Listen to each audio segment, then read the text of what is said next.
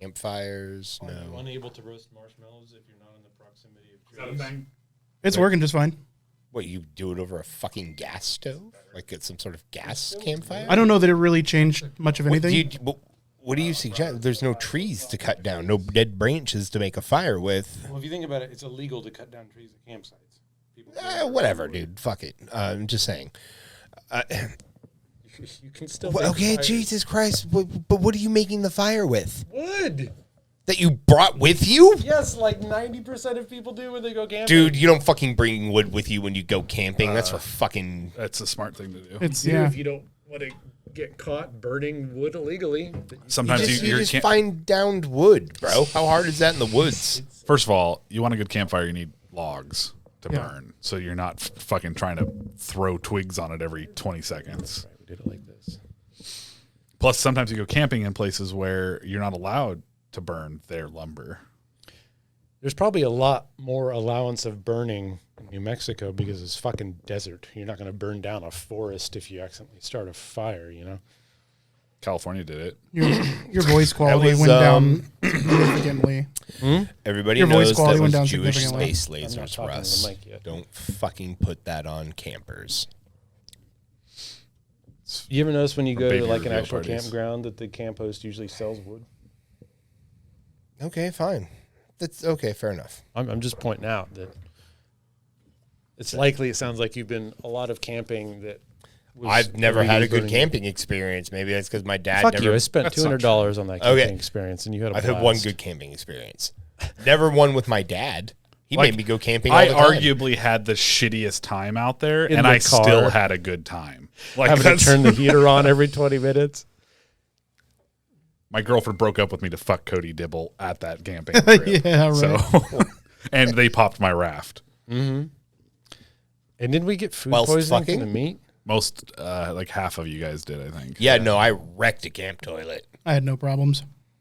I didn't either. An ironclad Other than over there. farts. Oh my God. I think Andy paid most of all. That's the day he got gout. I don't want to. What? That's the day you got gout. I heard what he said. Are we thinging already? We're about to go live. Yeah. Oh my God, that wasn't live? Fucking waste. It was recorded. Oh, that's good. That's going to be in the pre-show. Good. Man, we got fucking pulled over by double sheriffs. I know our birthdays, which are like 15 days apart or 25 days apart, is like y'all brothers. Like, do the math, bro. Yep. They put me back in. I wasn't ready yet. We both have blue eyes. Well, we had the same Same last last name, name. so Yeah. Oh, yeah. But like, I mean, he was looking at our IDs. We're literally born like yours is the 19th, right? yeah. Mine's the 5th. Do the math. I'm not going to. It's like 14 days, 16 days. It's a world record. And it's like, yeah, what did you think happened? Josh just refused to come out. He wasn't done yet. Fucking legs and arms. I mean, he could have went cousins. I mean, that would have. I'm not surprised he didn't think of the age thing. I think the most amusing part about that was the amount of alcohol that was all around us, including the beer bong. Yeah, there was a beer bong in It's directly behind us, like right here. virtually plain sight. And the silent Hispanic cop that just like stood intimidatingly off to the side. And, All 5'2" of them. Didn't even say hello when we greeted him, just stared at us. The other cop was super friendly, so I guess he made up for it. But Well, I mean, yeah.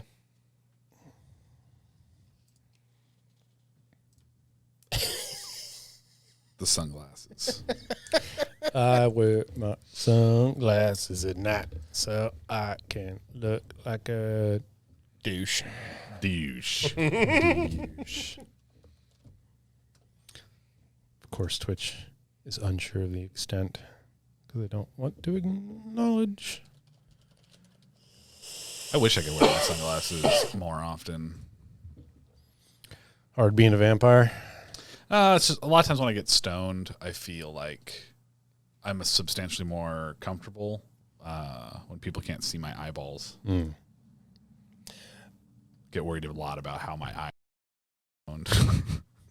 I don't feel like my eyes change a whole lot. I have to get really stoned for my eyes change, like either color or slackitude. Your eyes are pretty red. Considering Look in the mirror. how rarely people know when I am stoned, I would assume that there's actually not much change happening. But that's not how weed works. Weed's going to like, hey, you're going to fixate on this one thing and be paranoid about it because you're stoned. What are you talking about? With you, Russ, it's mostly your facial expressions. Do I get more expressive? No. You I just get have less. a vague, minorly glazed, like pallor over your expressions. They're a bit diminished. Handle your shit, Thaddeus. I mean, to be fair, that's what it feels like. Just kind of like It's just a more mild expressions than normal. less effort expended. I would have no idea except for the fact that we've known each other for God knows how long. So Fair enough. Whoa, hey, buddy. Ride that rocking horse.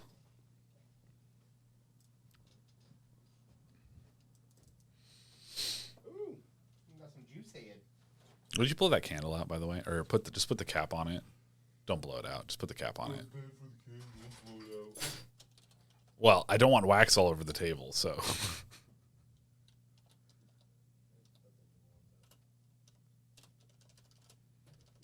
Thank you, sir. Yeah, I bought the grapefruit pineapple? I don't even remember what I bought. Blueberry lemon? Which one? Blueberry lemon. Okay. Do you want to try the Coastal Clouds tobacco? Yeah, sure. I don't really like, dude, I don't like tobacco flavor. I just smoke fucking cigarettes. It doesn't taste like a cigarette at all. Like no tobacco flavored thing. It does.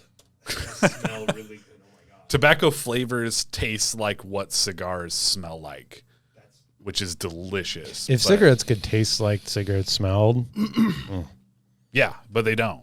No. That's why every time I've ever gotten a tobacco flavor, I'm just like, this doesn't taste like tobacco. But then I realize, like, just enjoy the. That's rich. Yeah, the. Smooth. How do you even describe that? Like, almost woody, maple. Yeah, there's definitely like Softness? some, I don't know. like a maple, like a mapley, definitely like a maple. to me, tobaccos have always smelled like raisins. I don't smell. It's been so long since I've smelled a raisin that I don't remember what raisins smell like. Here, smell the cigarettes. That's what raisins smell like. It's to me. Oh, that okay. Yeah. Yeah, that brought it back. Yeah.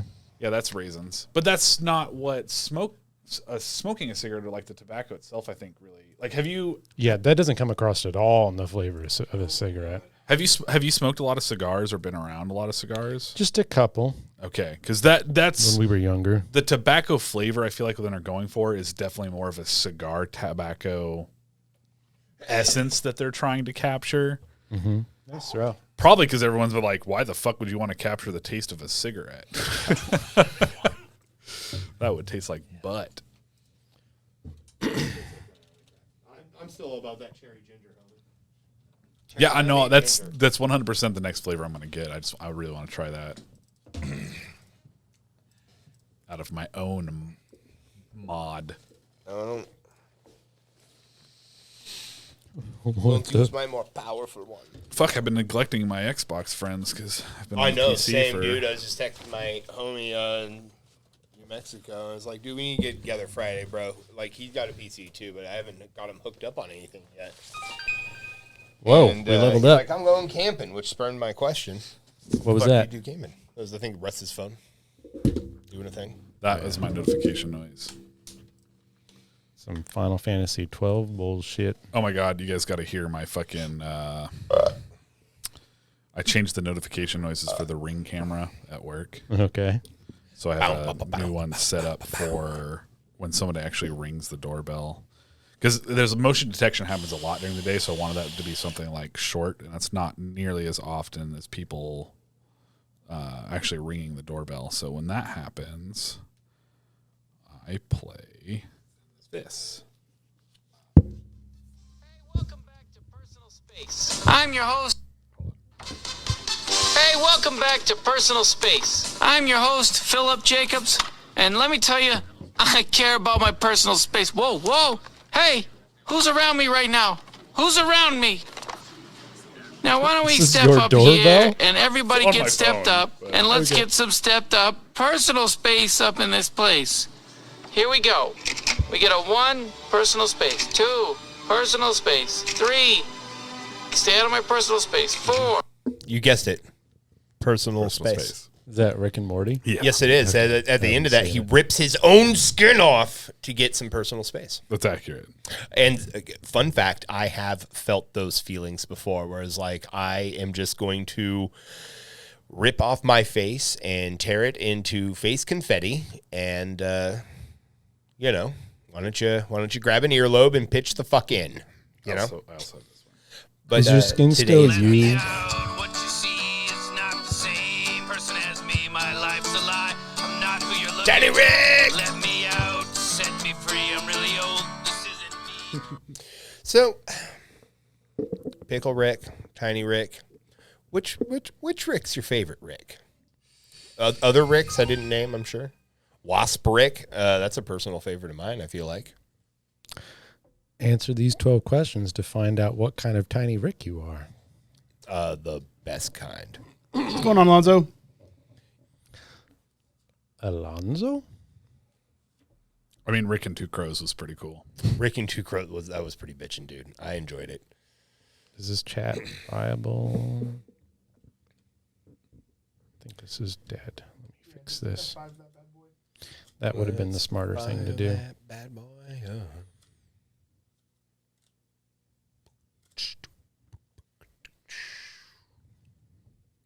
F5 fucks with the thing.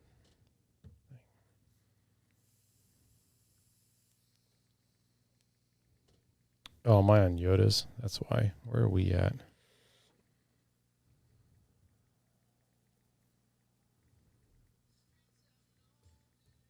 Fucking guitar streams.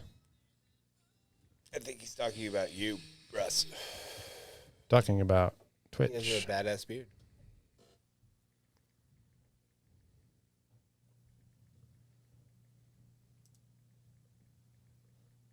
Fun fact: much like a little bow tie, it's a clip-on.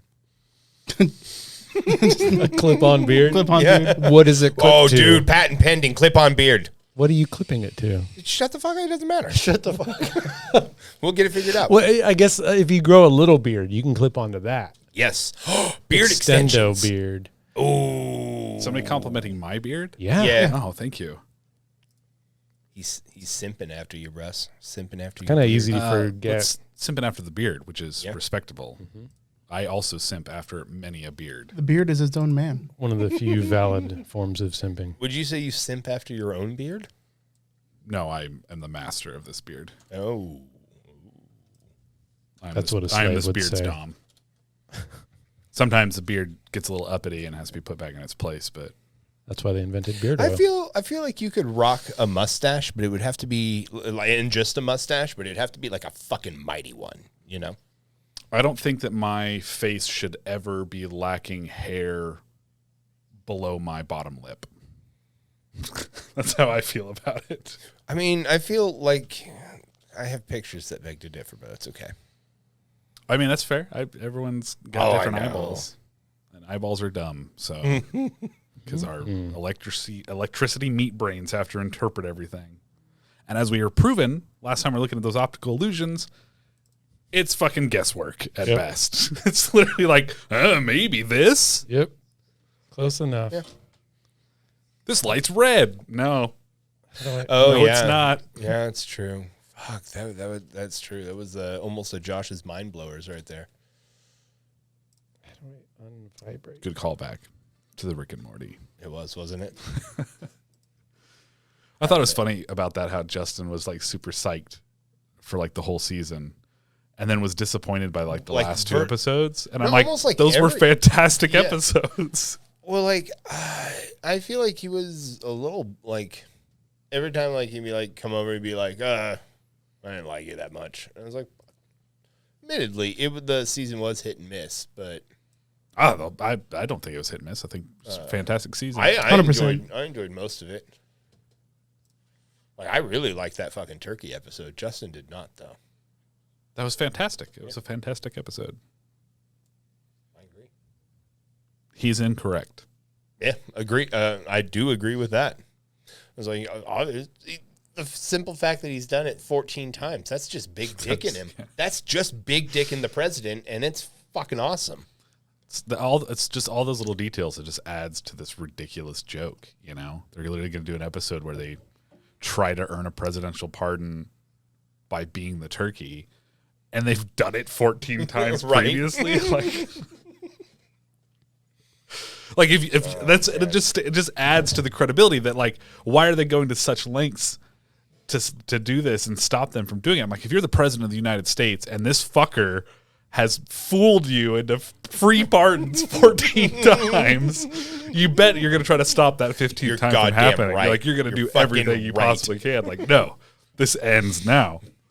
What's the Bush quote? Fool me once, shame on you. shame on me. Fool me twice. Well, you can't get fooled again. Oh, that fucking numbskull. That rapscallion war criminal. Well, to Having be fair, it's his- been a long time since we haven't had a president that is also a war criminal. So, Yeah. Also not a war criminal? Bush? Nah, he's a war criminal. what are you talking about? 100%.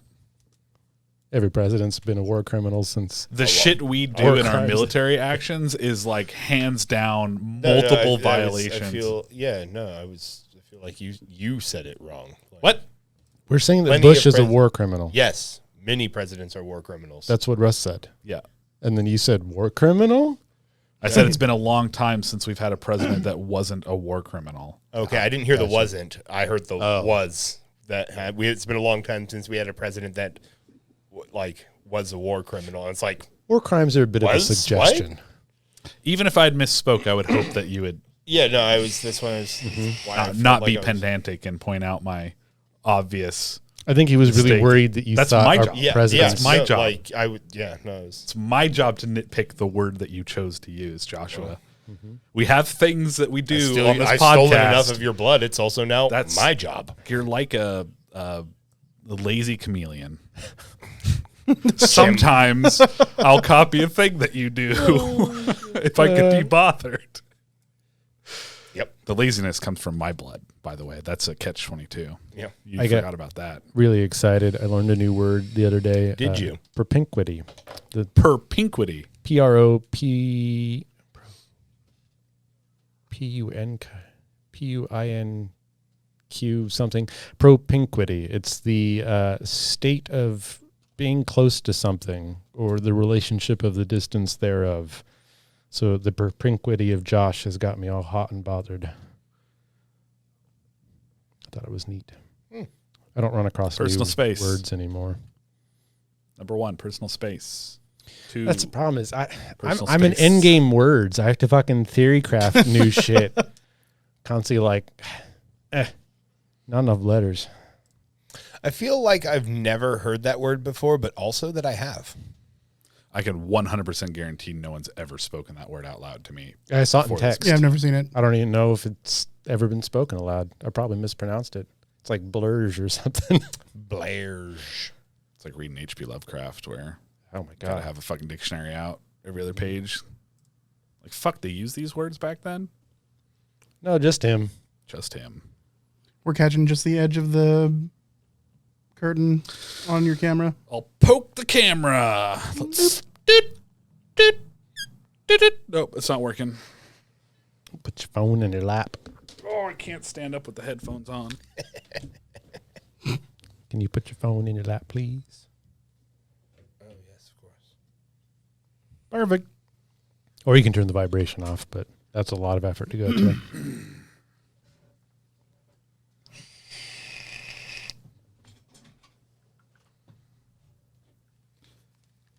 How's chat doing tonight? On a Wednesday Wednesday. in our year COVID 2021. The beloved COVID Reaper in its second year. Post COVID, is that going to be the new BCE?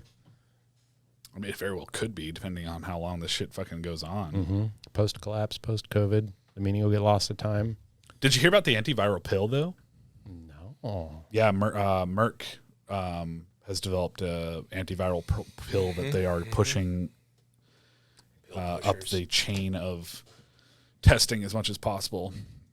So you take it if you get COVID, and its test results are extremely positive for like minimizing the effects. Pills here. Fucking pills here. Yeet.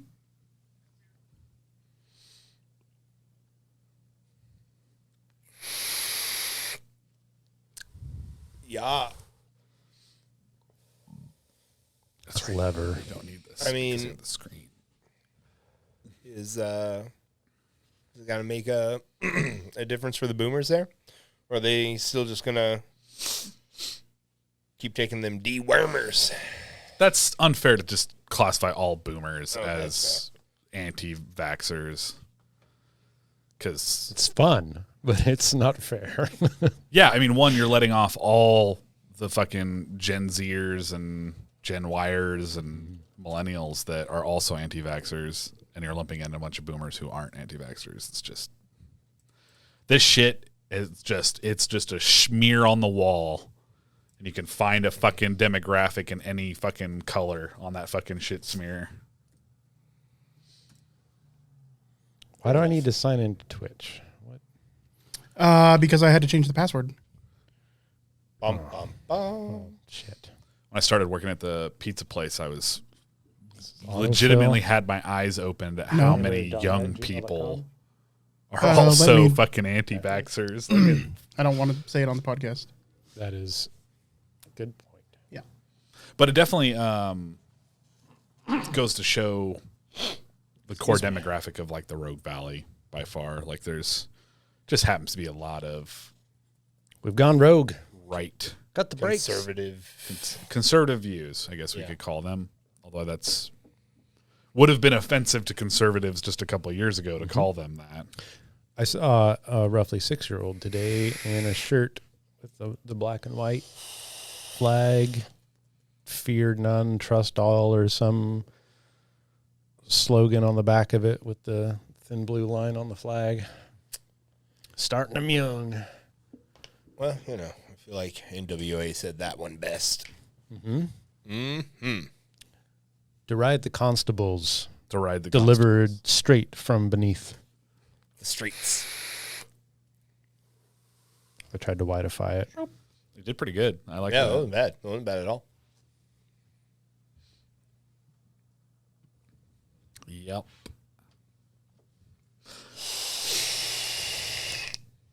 Update password. Just, huh? Update password. Yeah, sure. Logos minted. Josh just looks over at Russ and just coughs of smoke on him. And that's how You I got died. the Rona. Yep. But, you know, it's okay.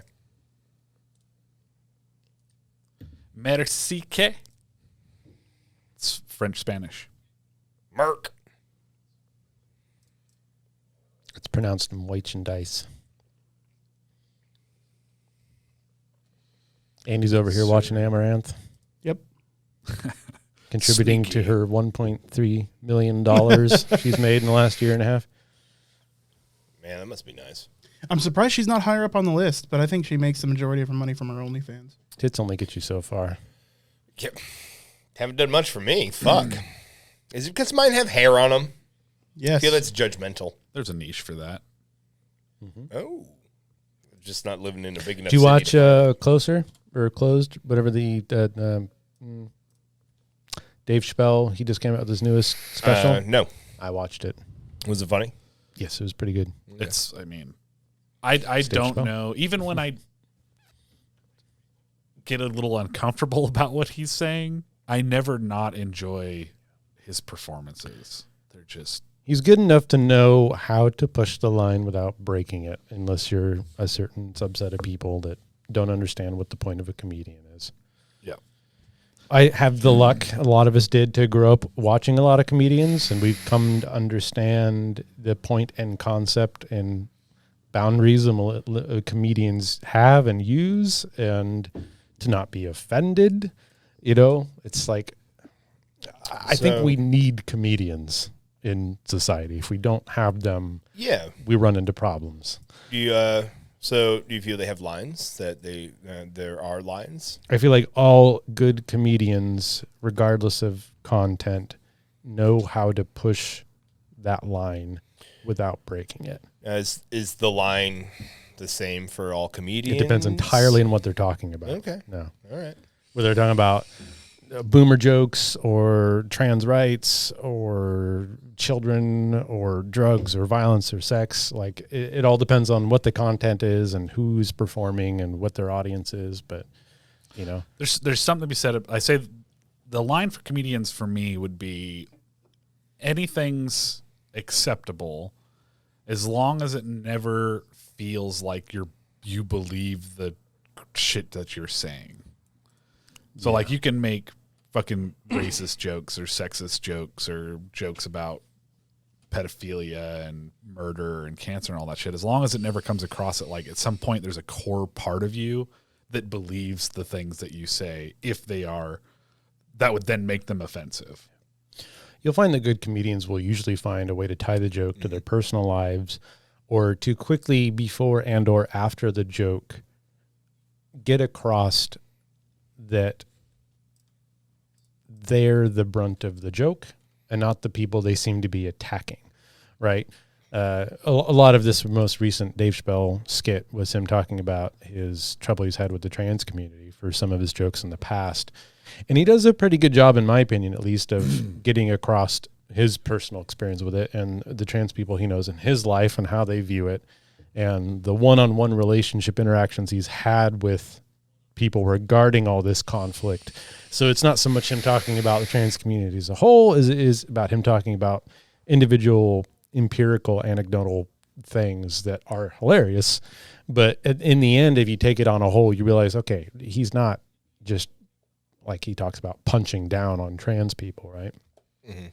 But at the same time, he also uses that same feel and moment to talk about being black and how like that applies to the whole situation of him talking down against trans people. You know, it doesn't make him any different or better that he's black, that he can say this or that about trans people, but he draws some parallels and whatnot. So you're saying that in the new special he just did, he talks about the trans community again? Like the whole second half of his special is him talking about learning all the backlash he had about his trans jokes. That's so weird, because I feel like I know the trans jokes that he made, because he made them in like the first Netflix special when he came back. Mm-hmm. But then I feel like he already addressed that situation in a subsequent special, finding out about, you know, the people that he'd actually upset with what he was talking about. So I thought it was just kind of bizarre that if that situation's still occurring, that he had to like continue to address the scenario. Yeah, I'm sure it did. I haven't followed his, given whatever Twitter hell has been going on with him. But from what I remember, he brings it up. He updates the audience on the fact that he had these jokes and they went over really poorly. I think at one point he says, apparently Twitter drugged me through hell, which is a good thing because Twitter's not a real place and I don't give a shit about it, right? Yes. You know, so it's that kind of thing where maybe it just comes from maturity and age, or like I said, experience with comedians. But, you know, most of what he touches on during that second half, not necessarily is about trans people in particular, but it's about people who do not know him developing a mythology about him being anti-trans based off these one or two specials he's done. Sure. And he's expounding on the fact that, like, I'm a person and you don't know me. I'm doing my job. You know, apparently he made friends with, spoilers for the comedy, he made friends with a trans comedian. I kind of missed part of the thing because I had to go do a thing, but he was helping her out and she ended up kind of defending him on Twitter and she got lambasted for it and then she ended up killing herself.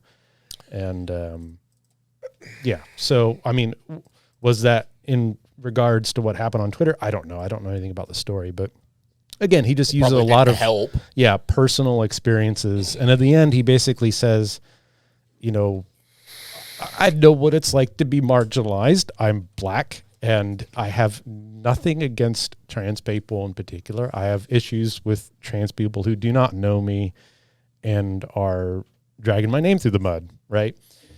And which is fair. yeah. Yeah, I mean, honestly think there's nothing wrong at the end of the day if you're uncomfortable with trans people and stuff. You just there's a step that you have to take before you're like anti-trans. You can still just be like, it's a new thing to your worldview. You might be uncomfortable with it. One thing at the very least. One thing he brought up that I think again is just a lost in translation is he got into some bar fight with a dude because his girlfriend was, and whether the story is true, who knows with comedians, right? How much of this was true, but he's at his bar, girls started talking to him, Dave Chappelle. This dude comes up, stop hitting my girlfriend, blah, blah, blah, blah. Turns out that dude was a chick and a lesbian, and he very comedically talks about how he had to change tone, like, now I'm going to have to slap a bitch if you're not careful, right?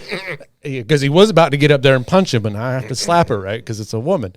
And that form of humor and the fact that he's calling a woman a bitch, like that has such a different connotation coming from a black comedian than it does from, for example, me, right? You know, the lingua franca of how you use bitch, it has such different, like if someone's really easily offended or from a completely different worldview than Dave Chappelle, I could see how people get really upset about him calling all women bitches all the time, right? But you know, it's all about context and relativity, and I don't want to be a fence sitter, but I can see kind of both sides. But you know, it's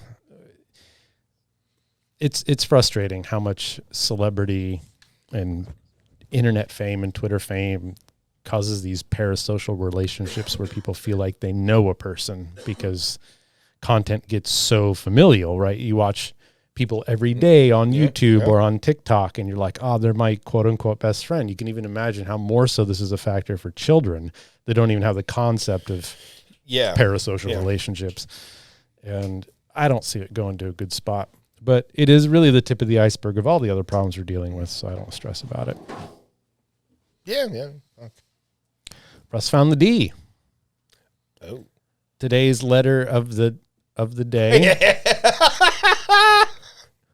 You're welcome. What's the word of the day, Josh? Dick. Oh, thank you. What a great ending. Every podcast should be brought to you by the letter D. Elmo says dick goes in here. No. That's not going to become a thing. We are about to get a cease and desist letter from the fucking Jim Henson family.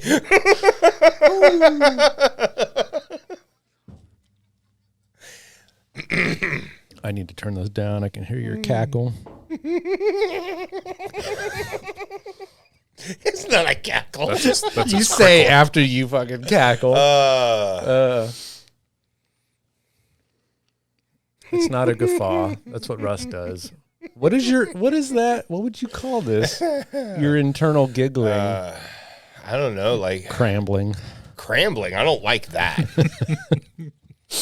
A cackle? Squinting. Wait, did you say it was a cackle? It sounded like an internal cackle. Yeah. Like if your mouth was open, you'd be cackling, but you're not. So it's like a grin and a gurgle and a whinny. A grinny. A gwingle. A gwindle? A gwingle. No, that sounds too close to grundle. A gwin.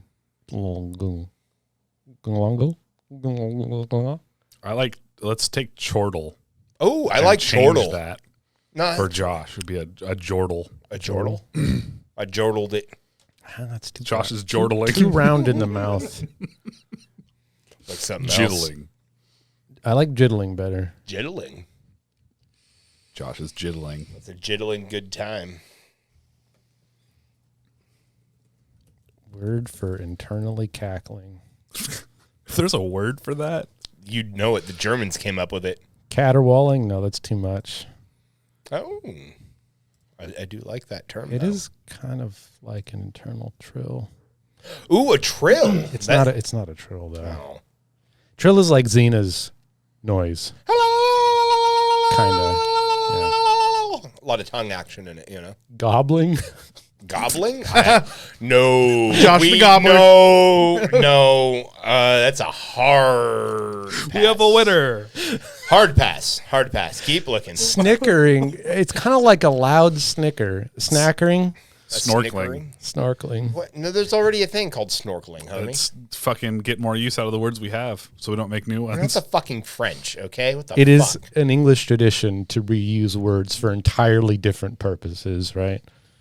Fuck, we have words that mean the opposite of themselves. Yes. Whoop. Oh, vociferating too much. What did I say? Gobbling? Yeah, it was gobbling. That's the one we're going with. That's rude. I feel if anything, I'm more of like... It's like a nickname. You don't get to choose your own sound effect naming. No, like, I mean...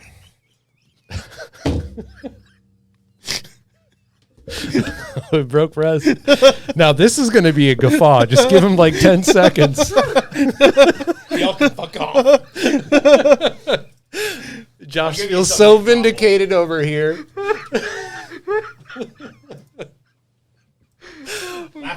One day he's going to have an aneurysm from holding it in so much. And I'm going to feel really bad. I saw it happening. So you put it up in the corner and like, oh my God. Oh, is that what you're laughing about? I thought you were just losing your shit. I just saw that. Josh over here germinating. Hey, you're like a rose. Right? Aw. You're budding. You can be the Seal song. Oh, yeah. You got a theme song now. I want so bad now to make our podcast theme where each of us has newsline tickers that run below each of our screens. Oh, yeah. And just gets updated through the podcast. Oh, man. Oh my God. We need a man in the chair so Andy can... Yeah, we'd have to have like an Fully. entirely tertiary person that's just feeding new headlines into Andrew.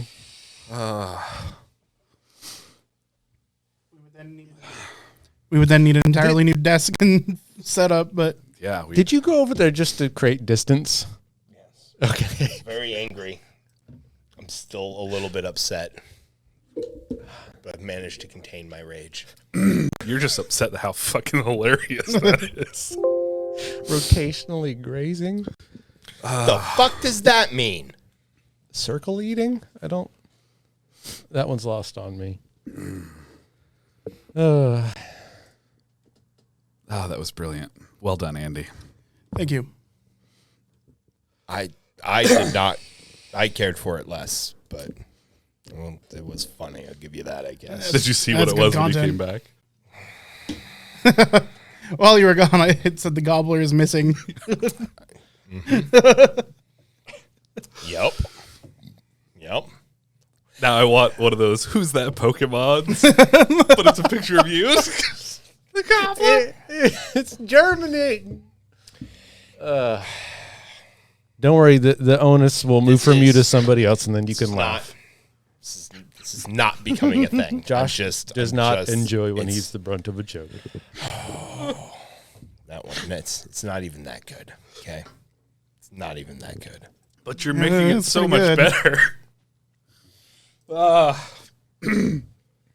I promise I will not call you the gobbler. But I'm going to enjoy this moment while I can. Fair enough. Oh my goodness. That was hilarious. I feel like my laugh is super generic. Andy's got a bit of that. What's the well-dressed but crass British comedian? With the Jimmy Carr. Is it Jimmy Carr that I'm thinking of? Oh, yeah. You got a little bit of that ending rise and fall sometimes you do. Yeah, I'm thinking of Jimmy Carr. He is pretty funny. Mm-hmm. He's pretty funny. God dang international treasure. He's the host of the Big Fat Quiz Show. Yes. Also the creator of the joke that with your donation, we can finally provide enough mosquito nets in Africa to be able to save the lives of millions of mosquitoes from AIDS and HIV. Like I said, well-dressed but crass. Oh. Well, have you listened to the Behind the Bastards on Bill Gates? no, I have it downloaded, but I haven't listened to it yet. That was interesting. That was an interesting listen. Everybody's forgotten how much of a fucking hellion that dude was. The guy's just apparently a piece of shit, and Yeah. has been forever. I He's did just not know he's that. spent a long time whitewashing himself.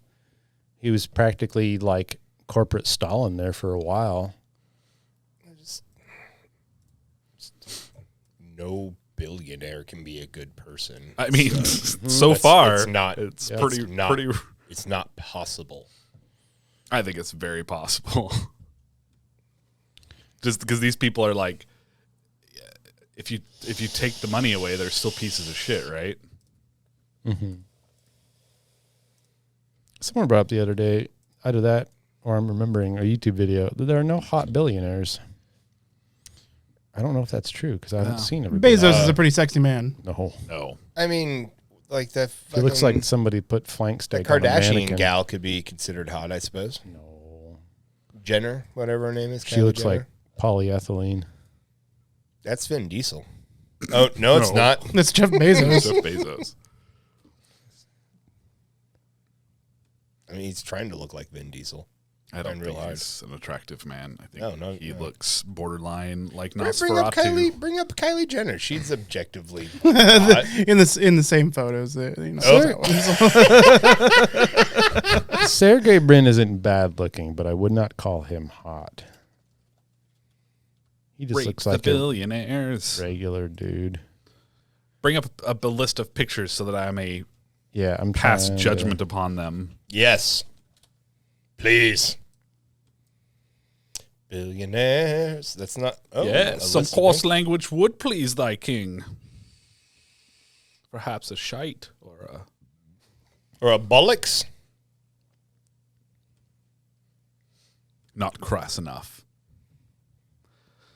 Yuck.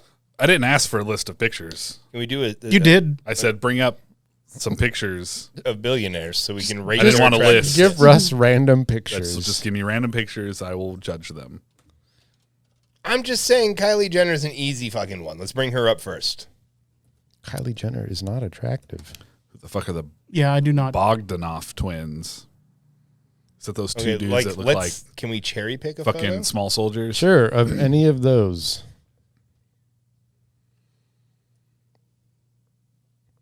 She looks. Scroll down. The first 30 aren't enough. It was like 10. You I'm are saying. terrible at counting. We also have much different tastes than women. I don't find any of these attractive. Like this one right here. She looked like somebody wide-moded a mannequin face. Oh, here we go. What about that It's only because you can see here, tits now. one? Well, put it That up. is a deciding factor for Joshua. She looks like Bring a it on up. dinner plate covered in mascara. I'm just saying, like, compared to Bill Gates, fucking A. It's a fairly attractive straw billionaire. man, that's fine, but I'm talking about just in general. I'm just saying that's a fairly attractive billionaire. I still think I'd rather fuck Bill Gates. It'd be a better story. Church. Okay. Fair. Maybe it just meant men. How many women billionaires are there? a lot. Yeah. Too many. I mean, Oprah. Oprah's not super Oprah- unattractive. I don't know if she's a billionaire.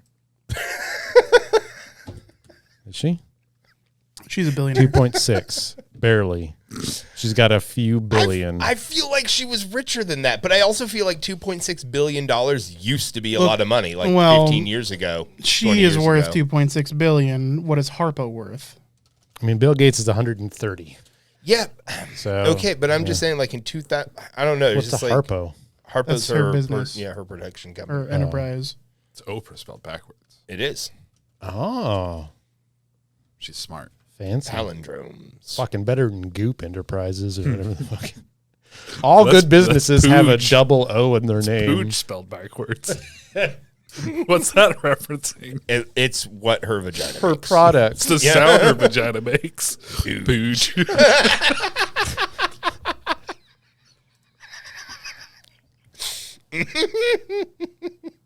We will now be receiving a cease and desist letter from Gwyneth Paltrow. And most women everywhere. Yeah, but you know what? Because they're envious their vagina doesn't go pooch. Yeah. With diamond glitter and whatever comes out. That's why other women should listen to her, because unlike normal vaginas that go goop, hers goes pooch. Is that the trick? Yeah. To being a billionaire? Yes. It's like, actually, like reverse I feel singing. like the trick to being a billionaire is to Spend daddy's money. yes, have be born into already a lot of money or crime. Oh, that's the secret ingredient. my. It's crime. Like, just the shape of this man's face in the middle. Oh, That's some Oblivion stuff. and he's a billionaire. He's one of India's richest men. Okay, he looks pissed off. I'd be pissed off too if I was a billionaire in India. Why? A lot of people want to kill you. That's going to Okay. happen. You have to look at yourself in the mirror every day, knowing that you probably made your millions exploiting your Billions. entire. Yeah, it's one thing to become a billionaire in America where there's a lot of options. You can't not step on people's heads becoming a billionaire in India, right? I don't feel that you become a billionaire in America without stepping on people's Yeah, but backs. here we've convinced ourselves that we're willing to be stepped upon. At least in America, you know that if you're a billionaire, like there are some. Are you familiar? Okay, yeah, sure. Okay, yeah. I mean, Josh is getting all serious about this after talking about vaginas gooping. Poogan, sir. Yes, exactly. Pooge. I would feel 10 times worse being a billionaire in India than America because of the sheer Okay, amount of fine. vast poverty they have to To suffer. be fair, it's the American billionaires that are also exploiting the Indian Yes, workforce. they're not exploiting just Americans. We should remember Oh that. man, these are the guys that Adam wanted me to pull up. Oh, that's what I said. Oh, The small yeah. soldiers guys. Oh yes, Toy soldiers? totally. My God. Every time I see them, I think of small Is that soldiers. that's the Winklevoss twins, right, guys? Well, You mean toy soldiers? I hope that happens to the Winklevoss. Yeah. What twins. is small soldiers? Oh, okay. No, it's small soldiers. Get the fuck out of here. You talking about the movie? No, you're right. Yeah, the movie Small Soldiers. Toy soldier. What the fuck? It Oh. is. My does. God. Did I not fucking nail that? Kind of looks more like that one. I mean, It's both. it's straight up both. Like, look at that the other- jawline. Look at the that other fucking the other jawline. characters. There's a character from Small Soldiers. I swear to God, looks identical to one of those dudes. You can see him in the cast picture. He's like, He's in the background. yeah, It's that one. it's the one on the far left. Yes, with the mohawk. yes, sir. Yeah. Yes, sir. The one on the far left looks like Dude. if Goro and Thrall had a baby. Yeah. Dude, you've never been more right about anything. That's possible. Like that's Legitimate you've been possible. right about some shit too, but he chose to do that to himself. I know he saw that guy and he was like, "I want to be. I I need want that. to be a small soldier." Some people wear their mental disabilities on the outside. I would just like to feel that if I had any sort of money, I wouldn't alter my face that direction. I'd just let my money make me attractive. You also don't have their level of psychosis. Okay, yeah. Because that doesn't happen to a stable person, regardless of your bank account.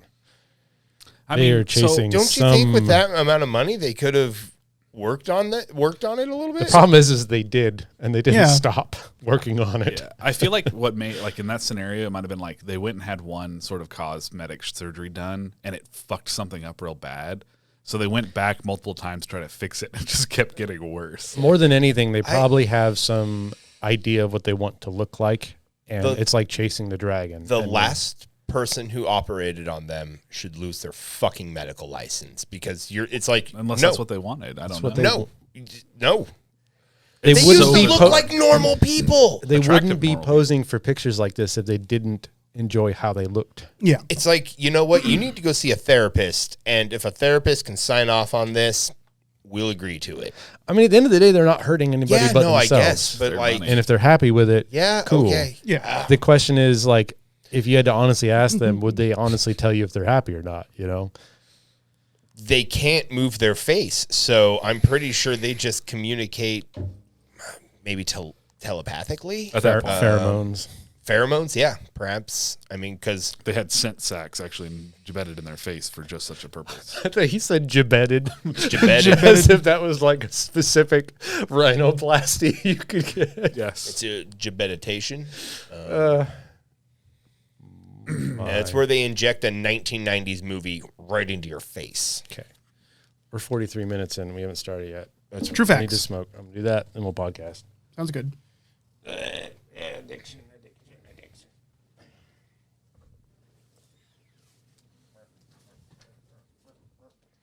Doobie doobie doo.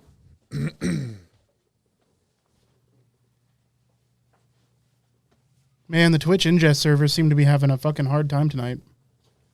I mean, Yeah. they're dealing with some shit today.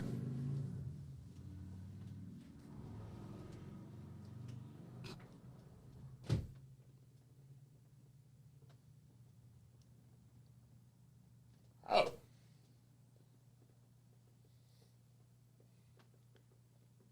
I'm David S. Pumpkins. Well, that was a lot of fun for me. I mean, probably wasn't great for anybody else, but I had a good time doing it. My ADD came out swinging. Russ is opening portals. No, dude, fuck. No, dude. Yes. Now it's all fucked up. Is my Coke green enough to... No. No, it's not. Wow, hey. Whoa. Wow. Wow. Wow.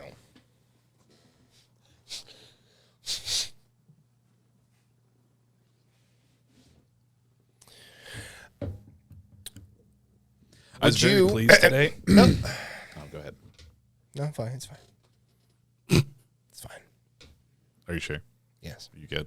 Yeah. Okay.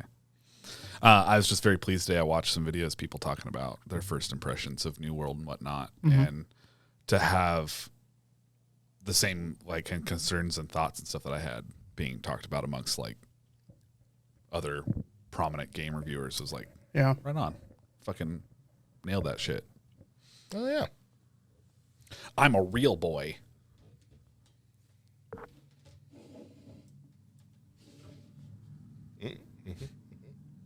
I don't want to talk about it too much because I imagine we'll get into it in the podcast. So Yeah, yeah. Indeed. Yeah. Been holding in my New World feels. who's that Pokemon? It's the Gobbler!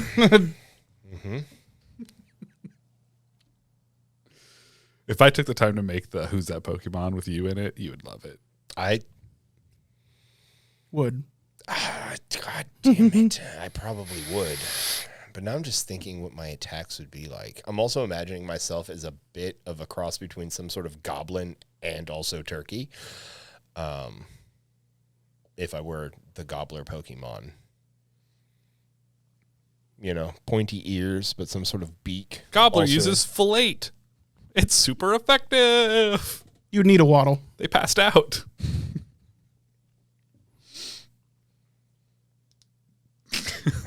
Mm-hmm. I guess it'd be more like They simpler communicate in stock names. exchanges. That's good. What's that? They communicate in stock exchanges. That's funny. Gobbler uses butt stuff. The opponent's confused.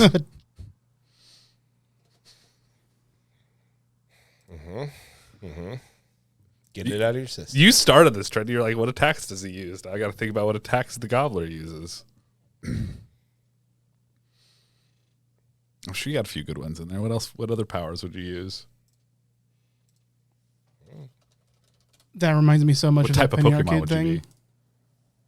Obviously, some sort of deviant sexual one. That's not a. It's not a Poketype. Psychic? Is that a deviant sexual type Pokemon? Probably. The Look psychic at Mr. Pokemon? Mime. Hypno. Yeah. I mean, Mewtwo's got like a phallic tail. yeah, no, I feel he's more like dark psychic. Yeah, I agreed. Agreed. There you go. The Gobbler's a dark psychic. Yeah, that makes sense to me.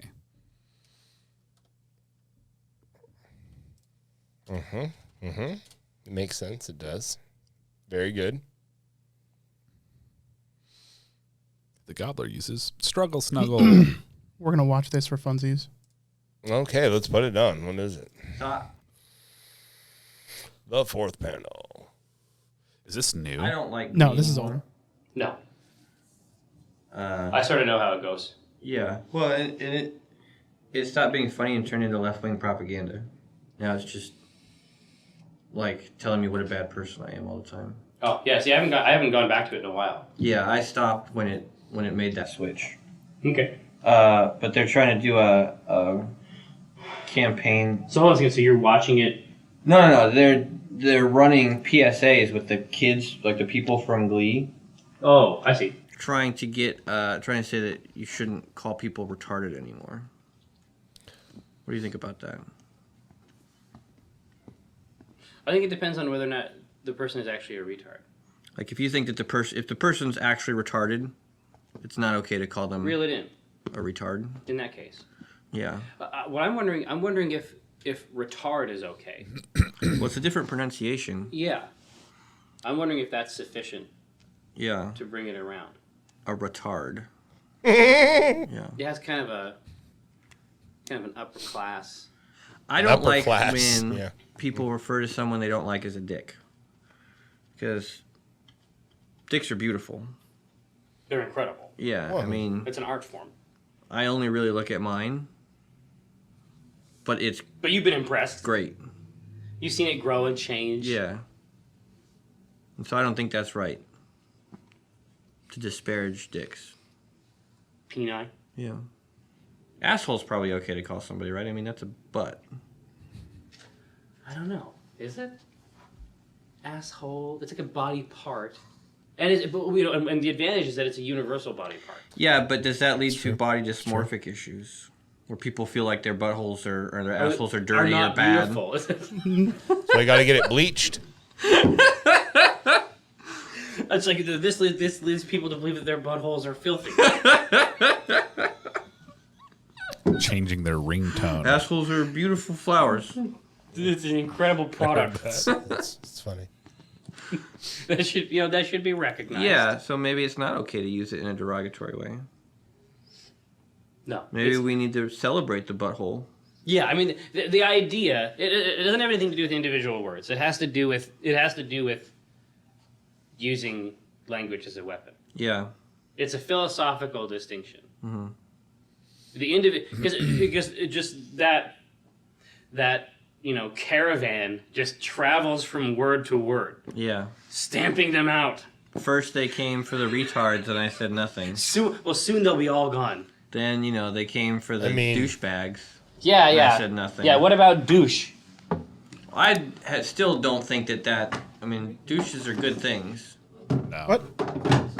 Yeah. Well, yeah, but this isn't the douche. Like this isn't even a statement about douche. Douchebag is an act of good. It's a force for. Hold on a second. What happened? Hello? Hi. Hi, Tinder. Oh. That's odd. Ask her if she likes douches. Ask her if she would ever call someone a retard. Oh, hey, Tinder. Oh, hold on. So, if you do you think it's okay to use the word retarded? And okay, so you do use it, but then you feel bad. It's residual from like grade school. Well, no, I didn't get any harassment about it because I don't use words like that. Mike does. No, she didn't mean it that way, homie. It's one of the things Not necessary. Yeah.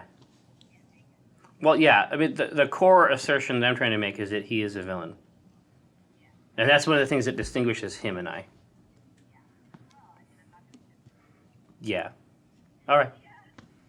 Bye. Oh man, yeah, you are definitely a bad person. Do we need to help people out? With other words, Yeah. that's a dangerous row to hoe. Why is it dangerous? Well, because you have to set it up. Well, yeah, you have to set it up, but you diminish it right away. You know what I mean? But isn't diminishing it bad? No, we want to diminish it. What are we diminishing? The use of the word retard. See what I'm saying? We're not diminishing the argument that you shouldn't use the word retard? No, I'm saying let's offer some real fucking alternative. But the alternatives that we offer would be ridiculous, and so wouldn't it look like we're just making fun of the effort? Maybe, but you'd still have alternatives. I don't know. I think it's possible to split that baby. Maybe you're right. Well, I mean, I like coming up with bad words. Yeah, because it couldn't be too bad. But that's the problem, is if you try not to offend someone. Like, I like to call you shit stain. That does happen. But there's a lot of people who are... Made of poop. No. Isn't the word, like, incontinent? Yeah. Where they poop themselves? Yeah, you were good at the first part. I So- knew what you were talking about. If you call someone a shit stain, and someone who's incontinent is standing right next to you... They'd be like, are you talking about my butt? Yeah. My ineffectual butt. My biology No, that I because, can't control. No, because that would be like a shit stainer. Like, if you called me a shit stainer, that would be somebody who creates shit stains. I am the stain itself. In your cosmology, I would be the stain in that instance. Oh man. Jerry is my. But the fact of the matter is that I love Gabe him so is that much. the way Gabe would struggle, like the way Gabe would struggle, like if you take away those key parts of his arsenal, Yeah. you know what I mean? Like that seems like a funny comic to me. I don't know. I think that could be a funny comic, I think it could be a funny comic, too. and I think it's okay. And also, How does incontinent mean that you poop yourself? Does continent mean something? it's that sort you of like contain- disgruntled. I think You contain poop? I spelled incontinent, but my caps lock was on. It makes it seem very intense. Incontinent. Guy, I bet there's a lot of Google searches for incontinent. I've been shitting myself all day. Oh, I gotta look this up. But yeah, but it's like, why am I pooping all the time? Why am I older- pooping all the The time? I ask older myself that all the time. definition is lacking self-restraint. It's a problem with your moral fiber. Yeah, exactly. yourself? It's like, Moral well, why are you and literal. shitting all the time? Stop, I'm a just bad fucking person. stop shitting. Lacking self. You know, that would be I fair. can't stop pooping. Yeah, it's a symptom of a deeper moral malaise. Having no or insufficient. I like that. Insufficient. You just don't have what it takes to keep the poop in. Yeah, I guess you're not on our team. Need to eat more morals not for pooping. breakfast. But yeah, I think this is something that's struggled with generally. I think there may be some They're let's talk restrictive. about that struggle. I think might be. So how do you set it up? Well, I think it gave us frustrated. I think that's how you set it up. Okay. Is that he feels put upon, right? His tools are being taken away from him. Exactly, because this is something that he's good at. Yeah. It's like that's what he does. That's like a defining characteristic, right? Yeah.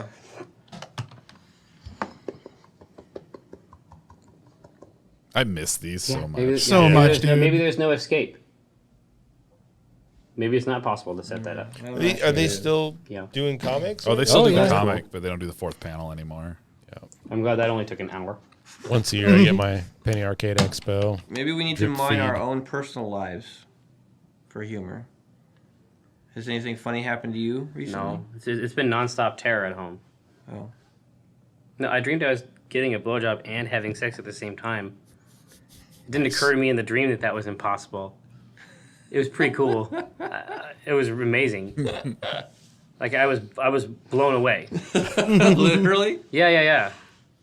That's a pretty cool dream. Yeah, it was sweet. In my mind, I was just like, whatever. Like this is what I've been getting to. Yeah. This is the apex. But you can't actually do that. It's special. Even if I'm not, Is that forked out? You know what I mean? Like, it isn't like coaxial. Oh, your penis? Yeah, exactly. Like, Well, I don't know anything about it. yeah, but I think that you can probably. Nope. I think that you can suspect Nope. at the No. very least. No, I mean, I put no effort into guessing. Yeah, but I'm not privates talking look about like. guesswork or research or even primary knowledge. I'm saying, hey, you know, it's not like a cat of nine tails. I don't think about it at all. Yeah, but I'm saying you don't have to think about it in order to know. No, I would. I would have to put effort into thinking and imagining what your penis looks like. Which you're doing right now, even though you don't want to. No, I'm not. I'm No, telling you're you that I don't you're do fixated that. on it. I'm not fixated. You're obsessed with it now. He is. What are its dimensions? That's right. How much damage does it deal? You know? D4. Okay, I What? remember this comic. Yeah. What? I think your penis is a D4. What? You know what my penis is? More. 2D12. Plus 10. Is that on crit? No. Jesus Christ. Crit damage is like an extra D8. Wow. Poison? Listen, we have to make comic strips. Well, I don't know. Is there a strip? Is there a strip in that I love that that comparative? ended up being the deals comic. 2D12 poison damage? I don't know if that's a strip. It's the only thing we've laughed at all day. Yeah, but... No. It's both things. It's like, yeah, you're probably a D4. You know what I mean? Is that on crit? Shit, no, that's an extra D8. Poison. Poison. I don't know. I think we need to roll. Yep. Yup. Is that on crit? Shit, no, son. So how do we lead into a conversation about About our dick comparative. damage? We haven't done a penis strip in a long time. We I haven't have done a it here, read it. Okay, read penis. it. Look how excited he got. He's up I off the reserve the right couch. to tune it. He's moving. sure.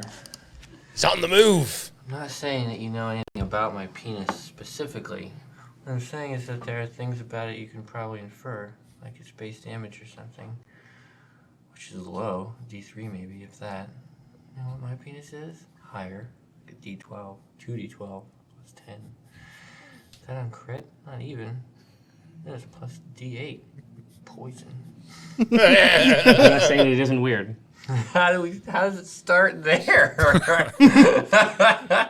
Exactly. Like, you wonder what that conversation was like before that point. Yeah, fucking A. That's what I do.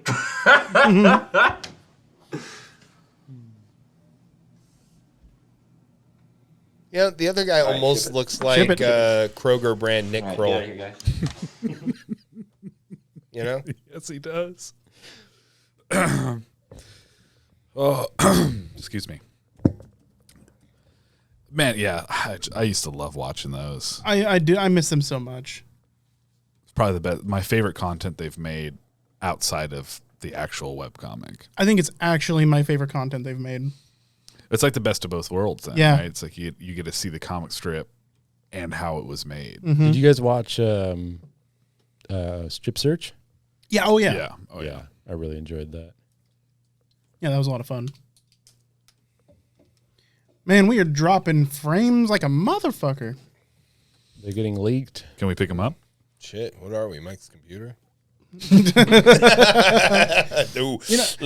You know, I used to Sorry, stream Mike. from that Too soon. computer, so It's too soon. What was going on with his computer? It has a hard time running New Yeah. World. yeah. Unless we're like when we were in that dungeon, he was running it happy. Yeah, but he's like super happy to be getting like 15 frames per second. Ugh. Is it better than mine? No. Okay.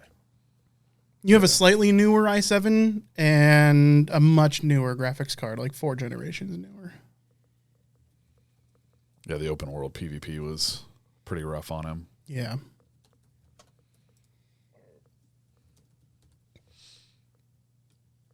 Well, you guys ready? You want a podcast? You want to hit it? Now I'm tired now. Fuck it. Yeah. Going to bed. Okay. All right. Laughed too hard already. Are we gonna do it? Yeah, I can start off. Get your last vape in.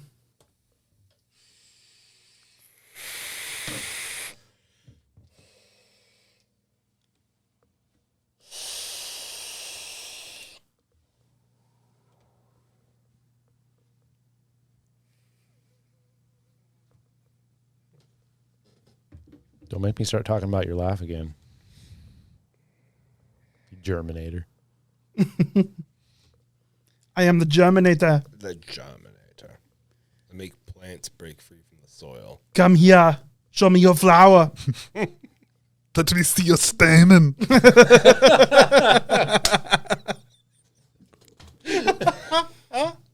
Open bulb, show So stamen. violent. Oh, fucking A, dude. Come with me if you wish to pollinate. Give me your ballin'. What Pokemon damage types was Adam talking about? The gobbler. Yeah. He's a dark psychic. Who's that Pokemon? It's the Gobbler. Evolves into the continent. He has the moral fiber. He's got the moral fiber. He's got what it takes to keep the poop in. Noise floor. Noise floor.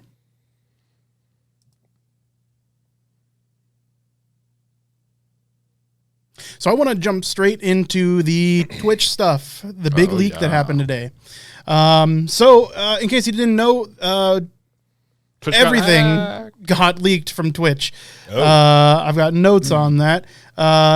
It leaked. Their source code got leaked for their streaming services.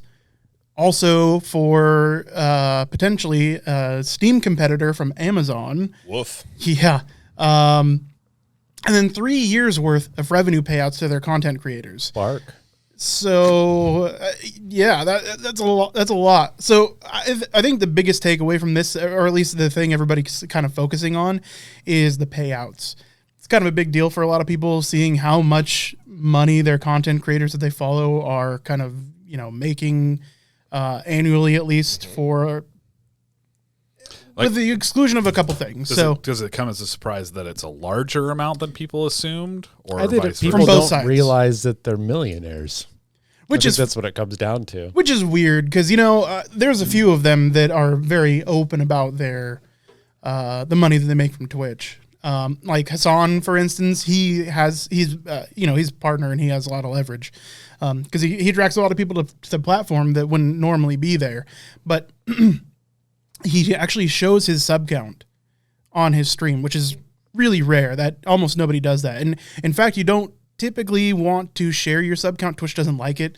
But when he made his contract with Twitch, he said, no, that's what I want to do. I want that transparency. I'm doing political commentary. It doesn't fit, with my political alignment to not share that information. Okay. So he shares that information. Pretty much nobody else does. There are actually a lot of partners that are trying to in their newer contracts as they're getting written up to try and get that feature on their channel. But so far, Twitch is pretty reluctant to allow them to do that. At any rate, there are a lot of people that are really surprised by how much these streamers make. And then there's a lot of people that are really surprised at how little these streamers make. A lot of them considering or thinking that they'll be in the tens of millions of dollars just from Twitch ad revenue, bits, and the payout from subscriptions. So there's a few notable ones. I'm only going to share the top 10 or the top 25 or something. Just the top ones, the ones that everybody's kind of familiar with and paid attention to. Top 1,000. No. Work our way down. So the top 10,000 were leaked. But Critical Role ended up being number one, numero uno, with $9.6 million. XQC, huge streamer, started with Overwatch, and he's just blown up over the last couple of years, 8.4. Summit 1G, I think he's classic. He's been around since the dawn of time, 5.8. Tfue at 5.2. Nick Merckx at 5 million. I've actually never heard of him. Ludwig at 3.2 million, another huge up-and-comer. Tim the Tapman, always big. Going down the list a little bit, though, we have Unknown. Can any of you guess who Unknown is? First name player? No, it's Dr. Disrespect. Oh. He made so much money in the beginning of right before he got banned that he shows up on the list in the nearly top 10. That dude was a massive earner. Okay. So what a lot of people are kind of surprised at is like Hassan, who is always front page, always top tier in terms of performance and metrics and just viewer count. because they'll have 40,000+ people on stream regularly. Only doing 2.8 million, where you have other people that, their audience is a little bit smaller, sometimes half, who are making sometimes more than double. Something I wanted to point out is that I would not be surprised, given my knowledge of how corporatocracy works, that seeing how many of these are around the $2 to $3 million mark, and there's a handful that are way more, a lot of their income, I would bet, comes down to how well their agents argued for their pay. Excuse me 1 second. I mean, you have to be aware that Twitch is probably not sharing the pay of any given streamer to any other streamer. So you're going in there blind, like you would for a raise at a job or getting a new job. They don't want you to share your pay with the other employees. So they probably have a default for their best streamers, quote unquote, around that $2 to $3 million mark. Well, and then you've got the really big people bringing in who might have better agents. Like Critical Role's a whole cast of people too. So they're bringing not only that many people, but their brand to the table. So, actually, the payout is determined at the time of a single transaction. So every transaction, Twitch takes their cut and the streamer takes their cut. In almost all circumstances, the top streamers are going to be making $3.50 per subscription. Okay. Twitch isn't taking any revenue from donations that goes straight to the streamer. They do take a portion when they get bits. And then there's ad revenue as well from running advertising on any given stream. I think my favorite thing about this leak is that information about an unreleased Steam competitor called Vapor from Amazon Game Studios, and the dump also reportedly contains Unity source code for a game called Vape World. Like, Vape Nation. Did we get a Vape Nation game? What's going on here? That's probably an active title, like a working title. I would assume. Yeah, I hope so. I guess there's probably no way to tell unless they talk about it. I mean, that's some big dick energy if you're going to just name your kind. It's called Vapor. Mm-hmm. Here it comes. Well, a little bit of vaporware here for you. Yeah. I'm going to see if Twitch earnings is back up. It seems that it got taken down earlier, but these guys were on it. TwitchEarnings.com. Yeah, it's still down. They had the list curated like immediately. Oh, well. Yeah. Now, this leak was huge, so it's available on most of your major torrent sites. It's just publicly available now. Damn. It's 125 gigs worth of source code. The rest is text. It's kind of incredible. But it's 3 years worth of details regarding creators' payouts. It's the entire history of Twitch. It's a source code for the mobile, desktop, and game console Twitch clients, code related to the software development kits, Amazon Web Services, data on Twitch properties like IGDB and CurseForge, IGDB being a video game database that they own, and then their own internal security tools. So it's pretty much everything. So the big worry here is that it looks like these guys might have gotten a hold of stream keys, which is kind of a big deal. That's probably the biggest issue here. It doesn't look like they got a hold of any passwords because all they got were the hex codes for passwords. But it does look like they probably got stream keys. Stream keys are what enable you to stream. So you put that into your streaming software of choice, and then you are able to stream. So, if they can link these Twitch streamers with their stream keys, then, your most popular streamer could potentially get some unwanted, stuff played on their channel, streamed on their channel. Oh, okay. Yeah. I mean, how hard is it for them to just go through and just change all that? Not hard. So I would assume that your top streamers are probably going to be pretty privy to this, and they're going to have fixed it.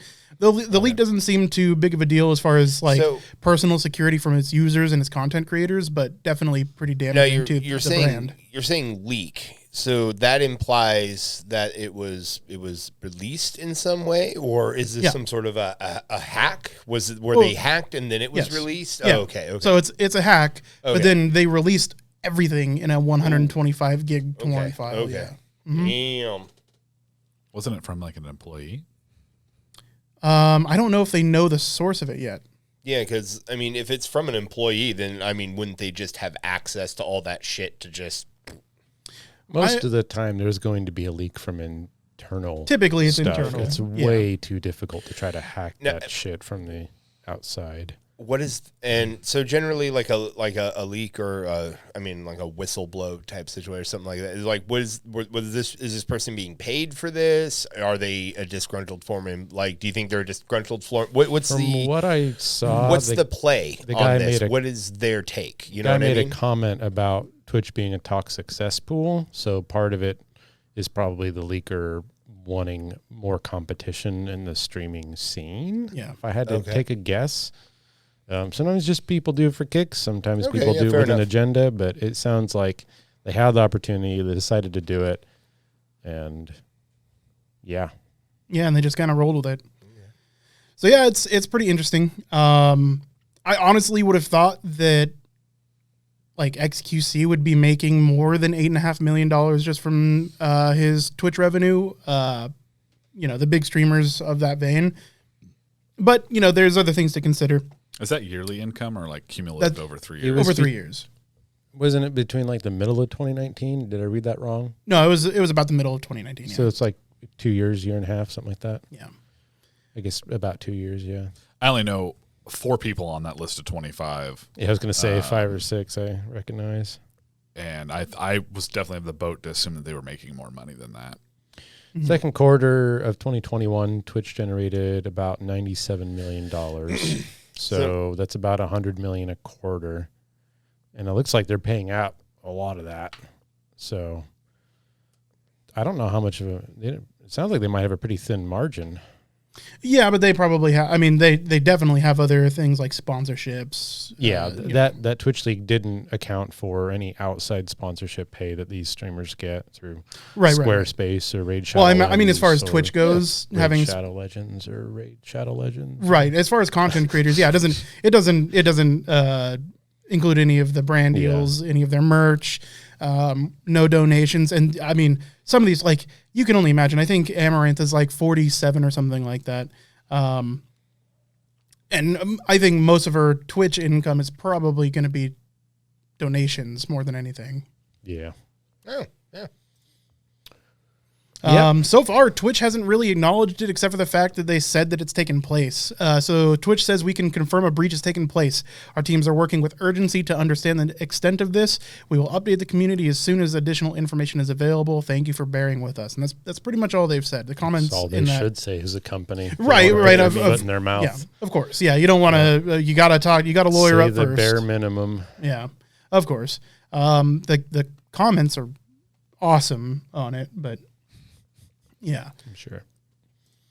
So yeah, that's pretty much the Twitch leak as far as we know it, and I mean it's been combed through. It's only been around for a day. Yeah, a little bit more than a day. Mm-hmm. I think it was like when the first articles were published, it was like 6 o'clock this morning, and it got leaked at like 11 o'clock last night. So yeah, Twitch it's is been the better owned part of by the day. Amazon. Yes. Speaking of which. Oh, New World. Oh yeah, just jump right I mean, into that. Yeah. We can definitely talk some New World. So the only, I mean, we had a bunch of fucking fun playing the last couple days. Guys, I did my first dungeon run. Yeah, first It was like 9 dungeon runs. Yeah, I did a lot of them. It was fun. Oh my god. Yeah, the then Amaran it was more expedition. fun. And then Yeah. it was more fun. Yeah, it was a blast. As far as like anything more than what we talked about last week, we've all gained more levels, and Josh in particular has gotten a lot more experience in MMOs. Yeah, yeah. No, I'm starting to learn things like kite materials. There is no love and friendship out there in resource gathering. That some bitch, he doesn't care if you're trying to get up there. If he can beat you to it, he will. And so in kind, I have started stealing other people's shit. I see him going for it. Sometimes I don't even need the thing. I'll just take it. I took your advice on that, Russ, and I just take stuff. I'm like, I don't even need this, but you can't have it now, and then I run away. The only time it really bothers me is when I kill something that I can skin, and somebody just walks up and plucks that before I do. Yeah, no, it was What a was putting me horrific in a sight way. that would be in real life. Yeah. You hunt a deer and a dude like scrambles up, just grabs its skin and pulls it off in one go like a fucking tablecloth. Then he says, runs away with GG no re. Scrambles off. Cry scrub. Just keep in mind you have local voice chat in that game, so when somebody does that to you, I just hold down my push to talk and give them an earful. Give them a taste. For me, the local chat, I've only heard Josh so far. Well, that's not true. On day one, I heard some people, but since then, I've only heard Josh. And I can, you can see people's like indicator that they're using voice, and I never hear it. I don't know what's up with that. Are your ears turned on? Yeah. I specifically went into the game menu and turned up the voice chat volume. Yeah, mine's at 100, and I don't hear. I mean, it's possible that a lot of people just don't fucking work their mics properly. That's common in even Discord. So I think a lot of people are probably in like Discord and stuff. They're not using the in-game chat. for sure. But I mean, people that are expressly trying to talk to me because like I've griefed them in some way, or I had a kid I killed. Let's see, I was level 26. He's level 14. He probably spent about 30 seconds just wishing all sorts of ill upon me. At what level disparity is it a grief? There's Like- you can't grief in this game. Oh, okay. Oh. We should define mean? griefing for Josh. Like, I feel like it's just a big guy smushing a little guy because he can. in some cases, Oh, okay. yeah. I mean, theoretically, there's just no. I mean, there's no griefing. So, right? like, 'Cause when I would were define rolling griefing in as our war party of 30, and we saw like 2 dudes, and we ran them down. Like, if you're flagged like, for PvP, and we just you're ran them, signing a social contract that you're gonna get your that you can be that killed. you're getting your shit pushed in if we see you, Yep. Yeah. and then by in turn you will push our shit in if possible. Yeah. Yeah. Okay, That's the Okay. contract. Is there you're in. corpse camping in this like there was in WoW? No. Nope. You don't have to return to your body. Because that would be like a form of griefing. It would be. Oh, okay. Griefing is going way out of your way and expending a lot of time and energy and effort to ruin someone else's day to the detriment of your own progress. Really Okay. is how I would kind of define it. There are people that will follow you and take your skins. That could be considered a mild form of griefing, maybe. Yeah. All right. Okay. Yeah, not a PvP griff. Yeah. Griff. And at the end of the day, kind of inconsequential. Just go elsewhere, Yep. remove yourself from this man. Although enough. I had a guy that was following, like, I'm out killing fucking lynx because I have to get 10 of their pelts. And Cat butts. this dude is out there just Pictured like, Legend of Zelda Link. Way off topic. he's out there just like, he's just standing next to the mobs. I'm a fucking ranged caster. So he's just standing next to the mobs and he's like, yeah, I got it. Fuck you. I got it. So I'd say, let's see, we're a little over a week into the game. Yep. My original thoughts are still standing, and I was just talking a little bit ago about how it's nice hearing other game reviewers kind of echo the same sentiments because it gives me validation for my initial thoughts. And what's going to come down to is how this game plays out in the long run. We're still really early. It's very clear that 2 different games were made and kind of pushed together, and neither component is in a great state. So the PvP side of stuff, which is what the game was originally going to be, has a lot of strong points, but it's not quite there. And then the PvE side, which they added on later, has done really well, but there's a lot of content lacking from the PvE because they didn't have as much time to work on it and put it into the game. Both are good, which is nice. It's like a game launch and stuff. And I don't know if we talked about it last launch, but as far as new game MMOs launches go, they killed it. I mean, I've played in a lot of them. Having wait times is standard practice. And that's about the only complaint they really think had besides some, And it was gone after just a few days. Yeah, they immediately were it's on fixing non-existent now. So, But it'll come down to 3-4 months down the road when there are a grip of people that have reached the end game content and find out whether or not how long it's going to be before more end game content is added. Yeah. Time has shown, I know you haven't played a lot of MMOs, but really PvP MMOs, it's rare for them to last. okay.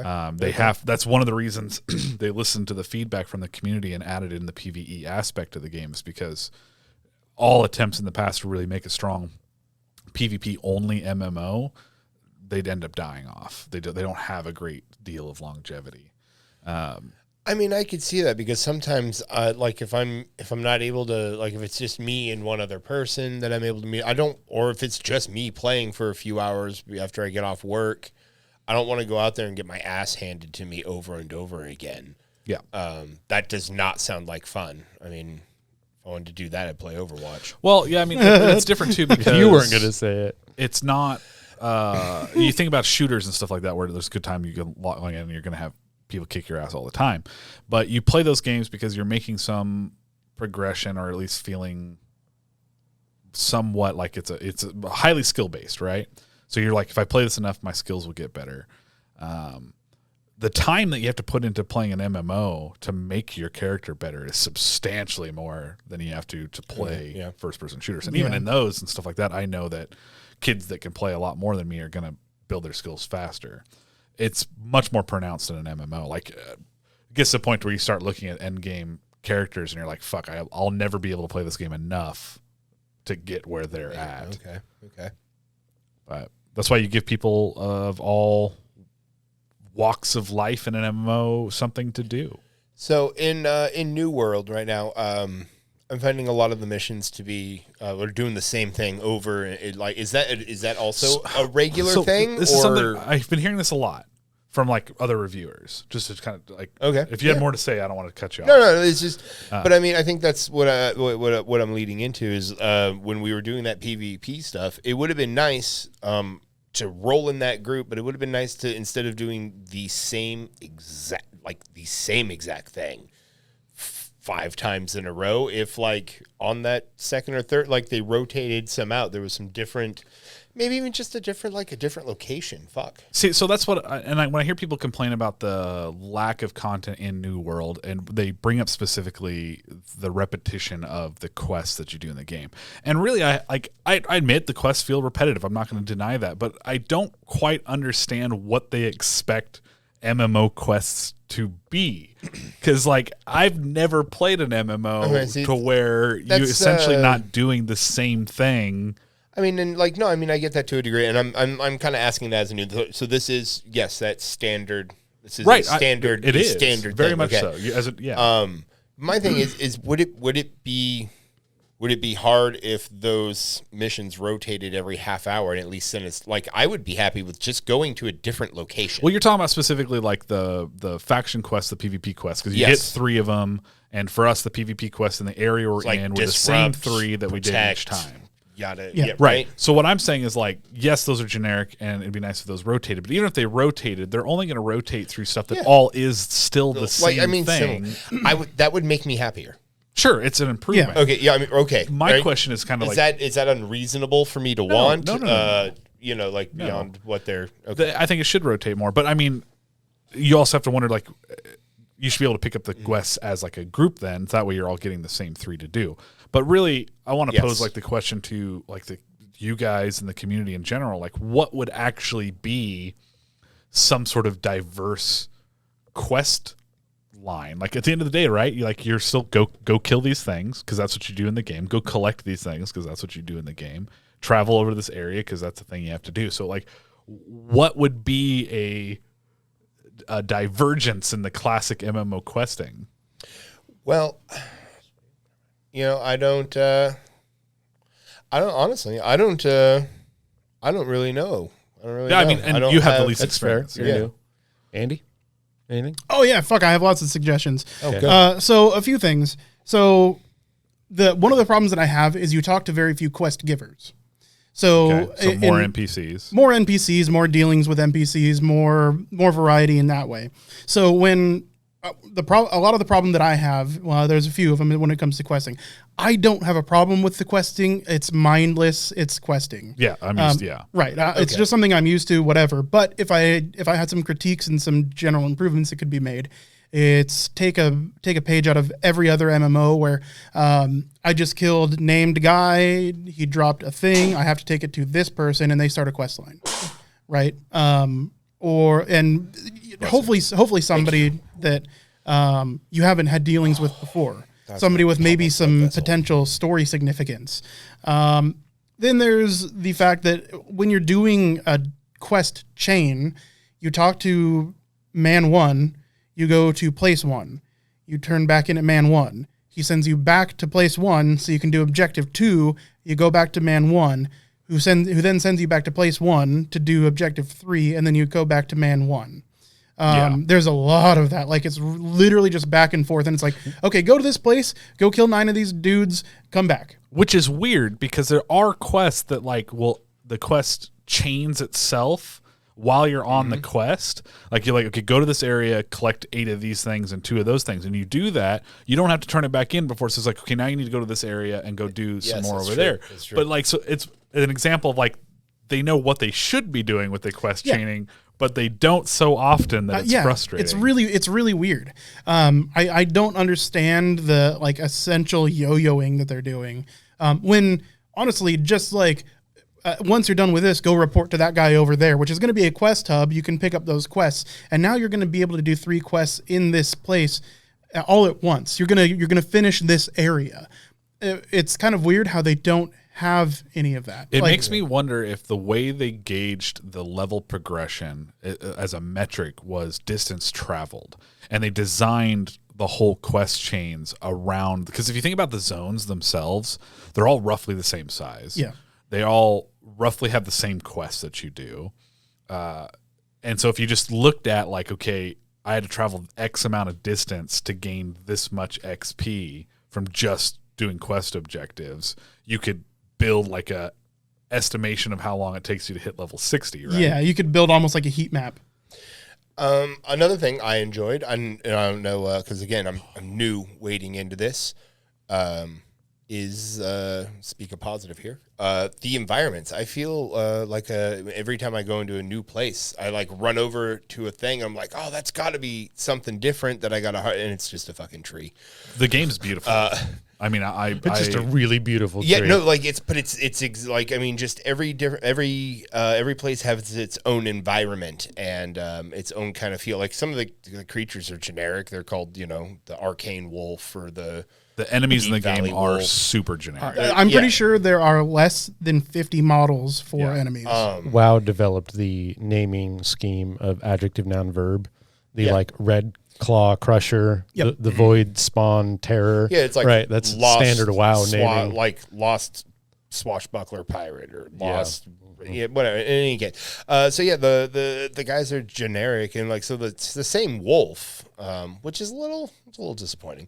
But that's whatever. But like the environments, it's gorgeous. Each place looks different. It gives you a different feel, and that's really fun to me.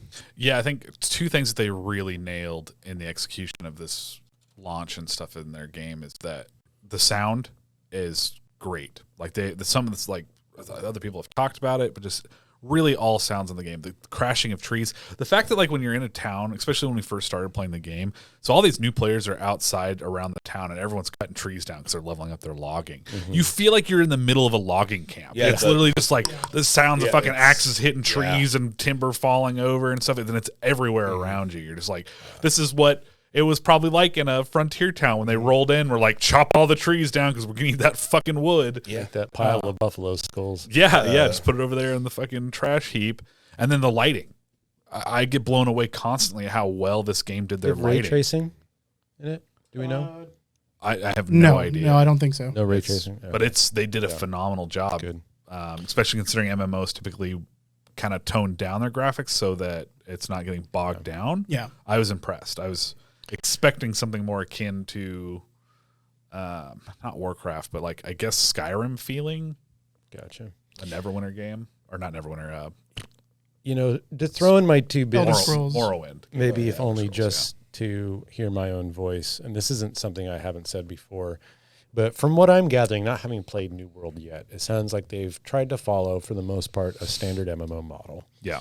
And that's immediately going to pigeonhole you into so many things that the question of what kind of new quests could we possibly have is not redundant, but like a symptom of the fact that it is a bog standard MMO in that frame of reference, right?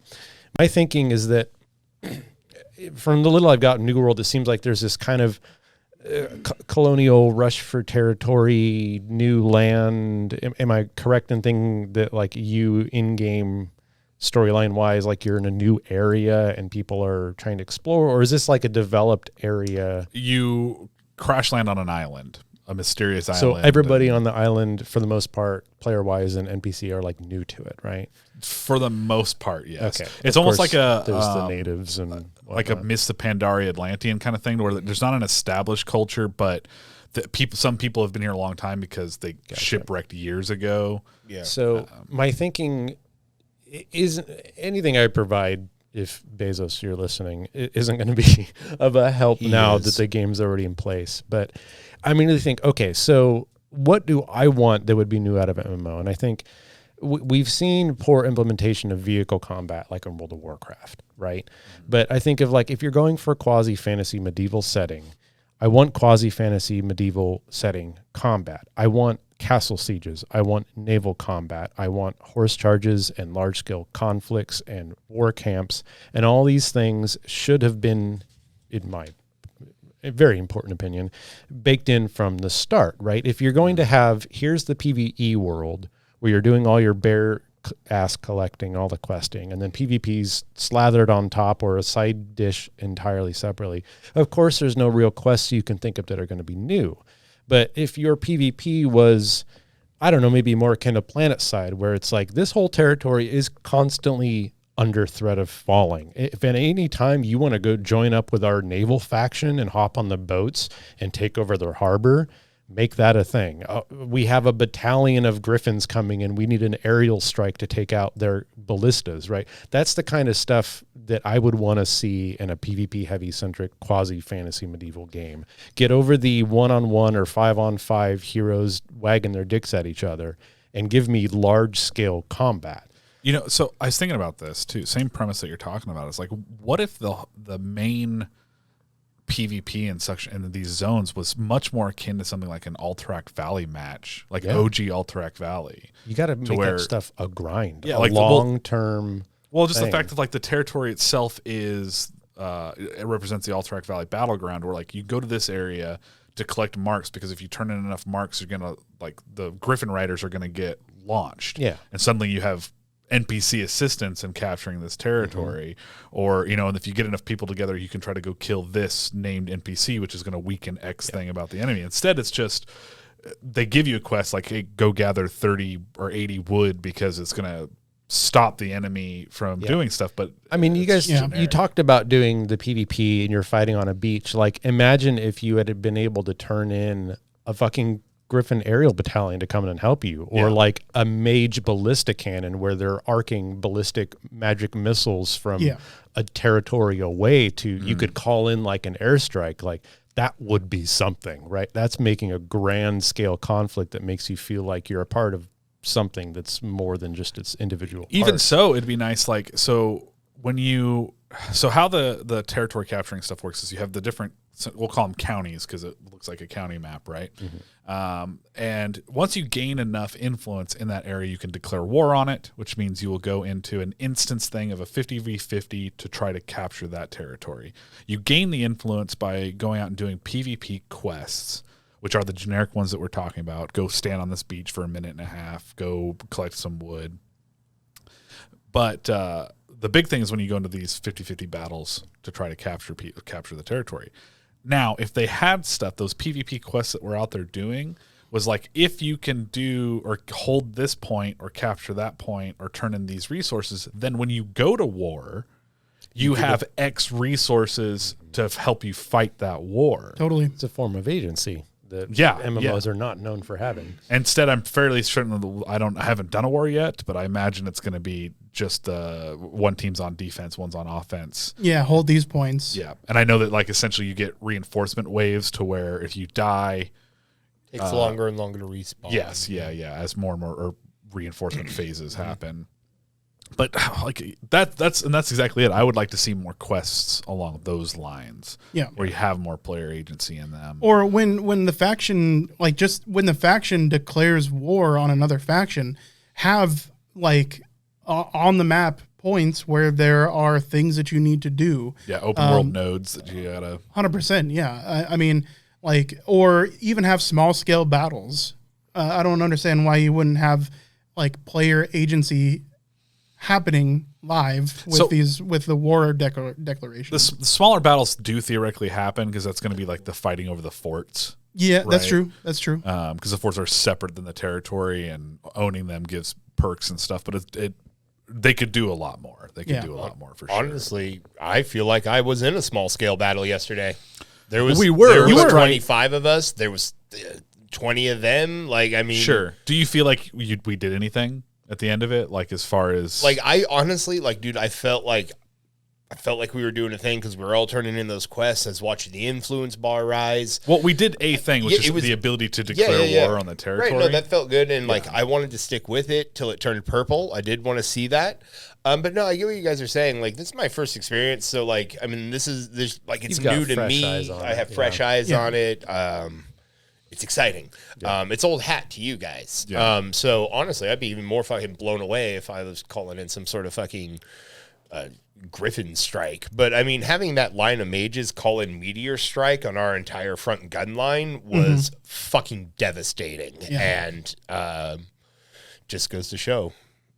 Magic over muskets. I want to be clear. I'm having a lot of fun playing. Oh yeah, absolutely. This is nitpicky stuff. These are things that could definitely help with the longevity of the game. That's my main concern is the longevity of the game. I don't know that it has any. Yeah, and we won't. We'll see. It just depends on how much content they put out. Yes. Well, is it an easy thing? Like, I mean, a lot of times.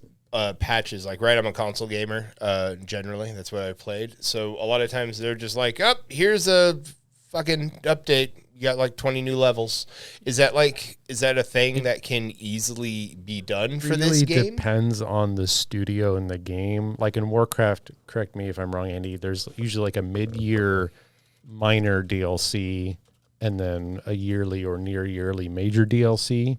So like within a given patch, you'll have like the new patch hit. So we have X amount of content, and you'll have so many patches before an actual DLC, like Mists of Pandaria or that kind of stuff. So you're getting drip-fed content throughout the year, and that's going to be how Warframe and World of Warcraft works. But in other games, I mean, it really depends. Sometimes the content is all based on the DLC, and you've got to wait a couple years in between, then you get a glut of it. Or sometimes it's like every month we're putting out a little patch, and there really isn't any DLC. It's just we're constantly adding little bits to the game. Yeah, we really don't know what the content cycle is going to be for New World. I don't think that's something that's been like put out in the open. If I had to put my own 2 cents on what I think a game should do to maintain good longevity, is the constant minor additions with larger expansion content fed on probably something like a 3-month cycle. It seems to me, and I'd be willing to flex on, depending on the size of the expansion content that they're going to put out every 3 months. Like if it's good, but not like, holy shit, there's a whole new end game, then every 3 months is good. If it is like, holy shit, there's a whole new end game to do, you can push that out like 4, 5, 6 months. But constant updates need to be happening, either fixing bugs, because that's a never-ending thing. Like, you need to be telling the community, like, look, we're addressing these, right? We're fixing these. And I honestly think that comes from our personal trauma of having so many games we love have no feedback from the developers. We're like, here's all this huge list of problems. It's all over Reddit, all over every social media, and we haven't gotten anything in months from you about what you plan on doing about it. And that's happened so often that, like, if you do get, weekly updates from the dev, even like a dev blog, it's like a ray of godlight from the halcyon heavens, right? Yeah. Like, they're actually listening, you know? Which I don't blame them when they don't want to do that, because once you're on the internet, you're constantly going to be getting mostly negative feedback. Vocal minority, yeah. I've always appreciated any time that they're being more upfront and open about what it is that they're working on and stuff. But I do want to plug the Splitgate devs for being very vocal and very quick change arounds. They had a new big patch, and people were clamoring for a few game modes that they got rid of in an effort to remove the amount of bots, because they had so many game modes. And within like less than a week, they brought them back to like, we hear you, you want them back. Here they are, right? Okay. Good on you. Yeah. Given that New World added the PvE aspect from the community wanting it, people wanting it, do you feel like it's likely that they're going to listen to the community again. It's going to be telling, literally over the next 3 months. The next 3 to 4 months, we're going to see what kind of vibe this game's going to give off. Like, how active are the devs? The fact that we have already gotten an initial patch is great. Just dropped, I think today, the 1.01 patch came out. It's not huge, but they're addressing stuff. They're ramping up for the server transfers. They're trying to fix exploits and bugs that people are taking advantage of. But that's the kind of stuff that's going to be the benchmark for how long this game lasts and how much they really care about pleasing the community as a whole. Curating the community. Yeah. Do they have a devlog or a video blog? The only thing I can find is they have a Twitter, and then they do post into the New World forum on the New World main game page. It's a shame. They should know better. It was not easy for me to even find the patch notes originally until eventually somebody posted them on Reddit. I had found them because I happened to be researching the fucking blocked region issue that I was having in the game. This is definitely something that needs to be addressed in the game. I'll point it out so you know what I'm talking about. Typically, if there's like a war going on or an invasion event going on, it takes place around a specific area, either around the, I think around the forts is where like the wars happen.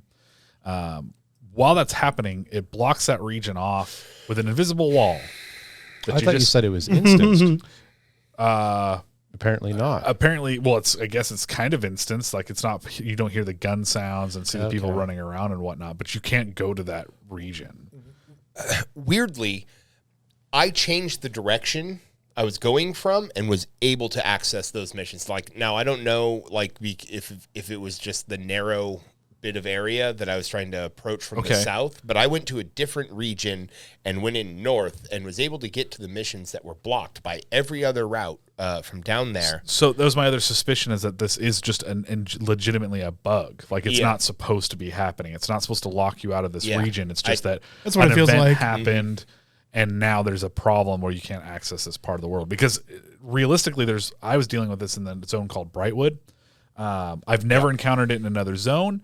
And it seems bizarre that some quest givers and even a fast travel node were in that blocked off region. And that's like, I don't feel like that was intentional. I got grumpy about it. And so I traveled south. Like, I fast traveled back down to Windsward. And I was like, fuck it, I'll just do some hunting out here. And then I started getting closer. And I was like, wait a minute. And I walked right into the area and started doing the stuff, and then was able to walk to Brightwood even. Josh begins his career as an exploiter. Yeah. No, there was times that it felt like I was arbitrarily getting further into the zone before it would like lock me out again, depending on like I was fighting enemies right on the border of it. And so that's why I was online researching, because I'm like, this doesn't feel legit. I can't see, there's no event indicator going on the map. There's no wall. It seems kind of like, why would they put this fucking fast travel inside the zone you can't access? So yeah, I'd like to see that definitely fucking get fixed. I wonder what's going to happen with those corruption events. Like, if the factions focus too much on warring with each other, do you think, like, because I've seen the corruption invasion things happening. Well, hold on. Burning Crusade. Hold on to that thought. We need to go to break.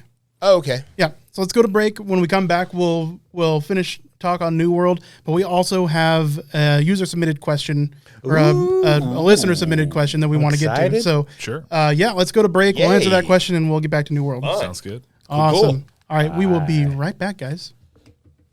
All right, good. I need to go pee-pee. This is from Hyphy Sayin. Yes. Cool. What's up, Hyphy? I wanted to kind of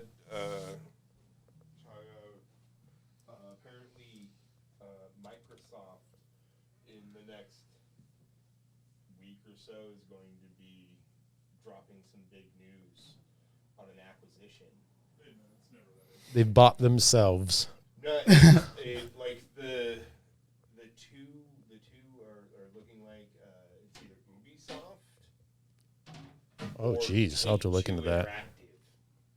I could see Take Two. I can see Take Two. That's Ubisoft feels like a little bit of a stretch, but Take Two, maybe. French bastards. All right. I'll be back. So yeah, we'll get to your question here in just a few minutes when we come back from break. So excited. Yeah, man, me too. I don't even care if it's just a question. Dude, it's a good question. It's a good question. I'll let you guys know when we come to it.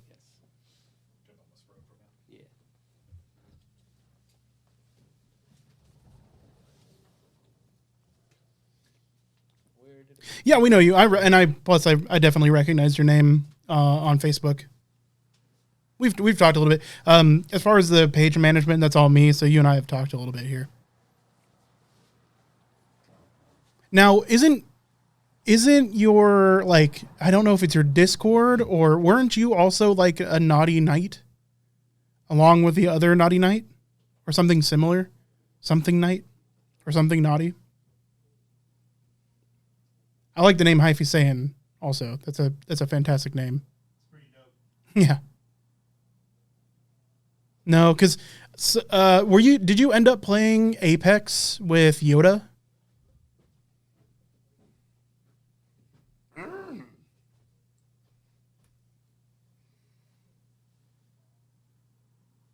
Because that threw him. If you did, that threw him through a fucking loop. Because he was like, "Yeah, he was talking to me. He's like, "Yeah, I played Apex with your cousin," and I'm like, "No, you didn't.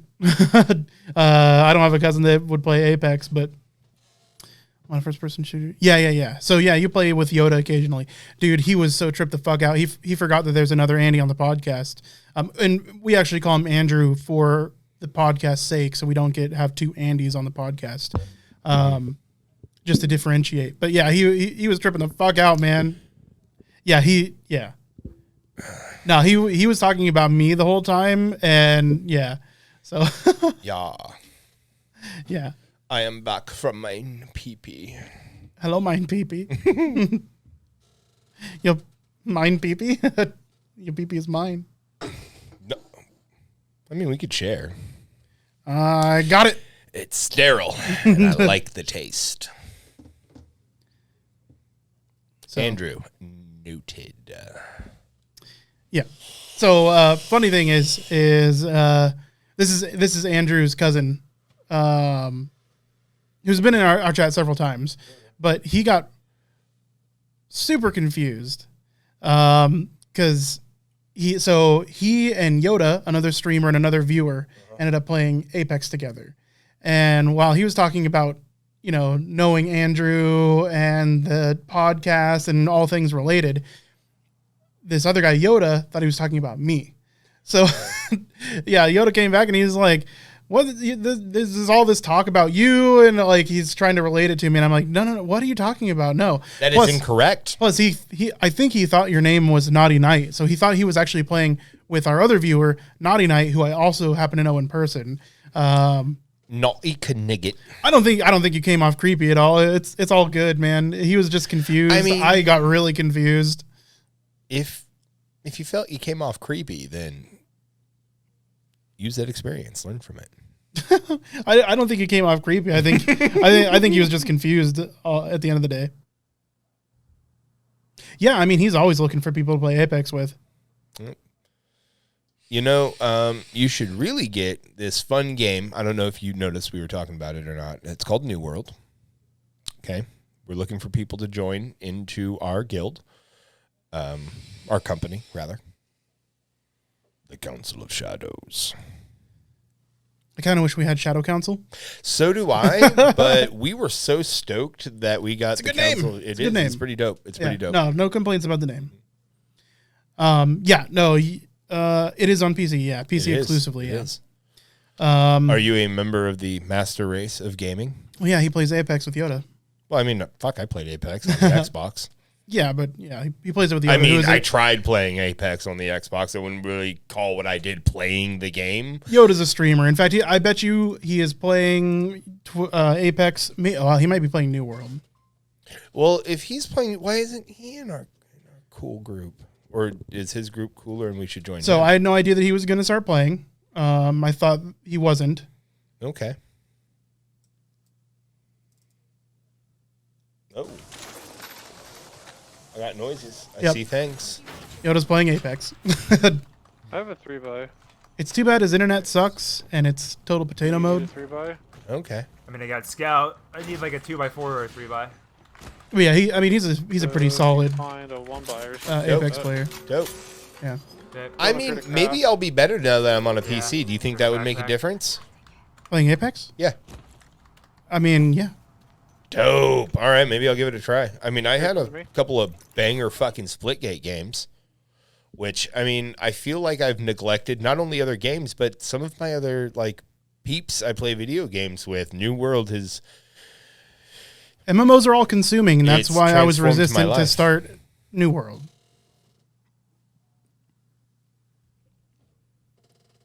New casual console gamer. Yes. I am too.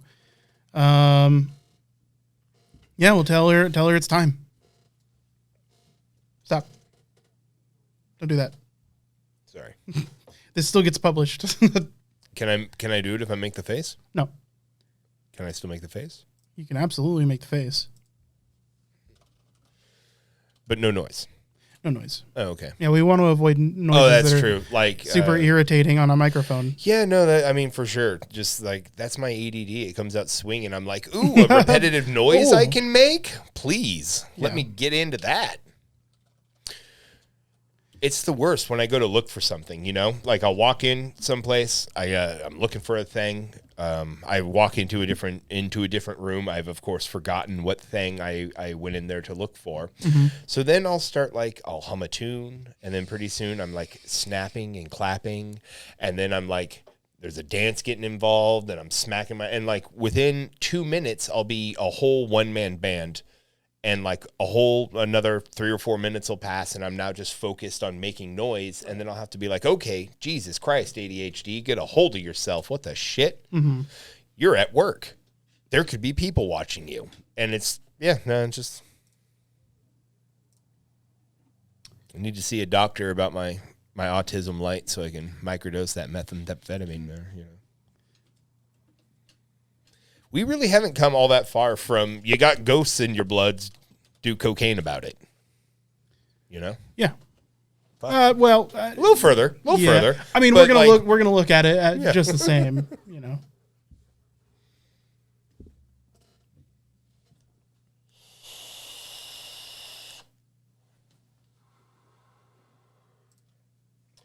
You're the best around. I need to do a thing. What are you doing over there, buddy? Paint me a word picture. No.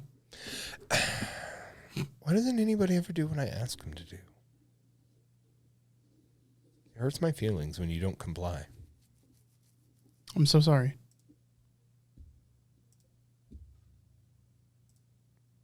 Are you ready to comply? Oh, no. See, if you complied, this wouldn't have happened. Oh, double no. Oh, no. Is something wrong? Not stream-wise. No, I'm trying. Okay. Well, I mean, kind of. Okay. The Stream Deck crashed. Uh-oh. Yeah. That doesn't seem good. No, I mean, the stream is fine. It's okay, fine. good. Is your thumb curve? You got that hitchhiker's thumb, son? No. Shh, you ain't getting picked up, homie. I have really nice thumbs, though. Do you? Yeah. Let's see. Oh, shit. Good size? Yeah. No fucking weird-looking nail? No. Beautiful nails. Yeah. That's kind of what we did over the break was we figured if we were going to have a COVID break, then come back fucking swinging.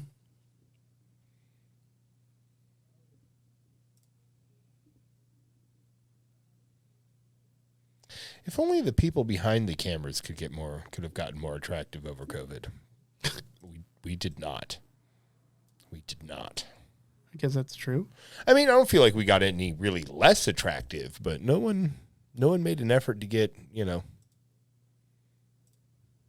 sexier. I mean, for a while there, you looked like Aslan from the Chronicles of Narnia, but if he was a homeless guy, that was also wanting your bottles. And then I fucked up my shave and ended up with a pedo stash. It was awesome. Yep. I mean, it did look like you drove a van with no windows. Very true. Or maybe they had windows, but there's just like tinfoil pushed over the, taped over the top of them. Why is the Stream Deck not working? I'm worried. No, thank the heavens I don't have children. I mean, at least any that I know about. But no, I don't have kids. I make I don't know how I would do as a parent, but I make a wonderful uncle. I'm a lot of fun. I'm down with mini golf and giving them kids sugar before I send them right back to their parents. I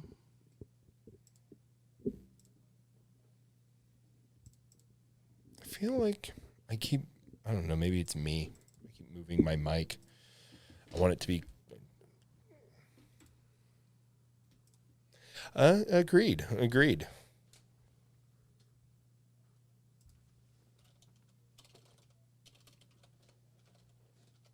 This fucking leak has actually been a huge pain in my ass. Fucking Twitch. God damn it.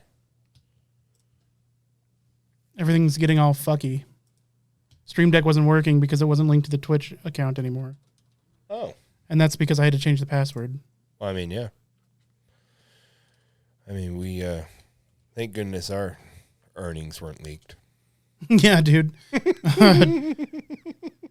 I actually, as a meme, I named the stream number 9999 because they released 10,000.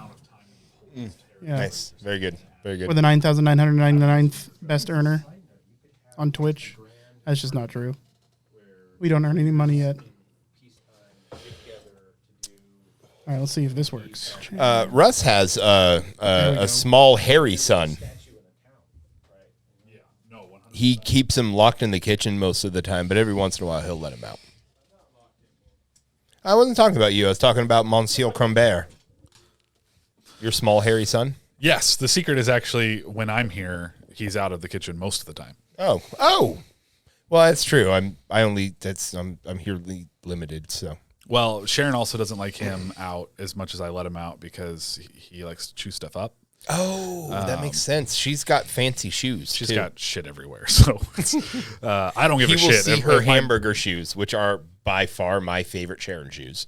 Have you seen the fish flippers? The fish sandals? No, I don't think anybody compares to the fucking hamburger shoe, dude. It's nothing. That's tip top for me. And Crombert is going to see that hamburger shoe and be like, ooh, feet and burgers? Yeah. Well, thank you, Brokish. I don't know about that. Well, thank you. Yeah, it's like if he's chewing something up and I see him, I'll stop him. I don't want him to get in the habit of doing it. But at the end of the day, like I own a dog, he's gonna fucking make chew messes. shit up. So the other day, we switched foods. We have a good, nice non-dry food that we feed him on the regular. It's fresh pet stuff. But occasionally I like to spoil him with one of like the prepackaged wet meals.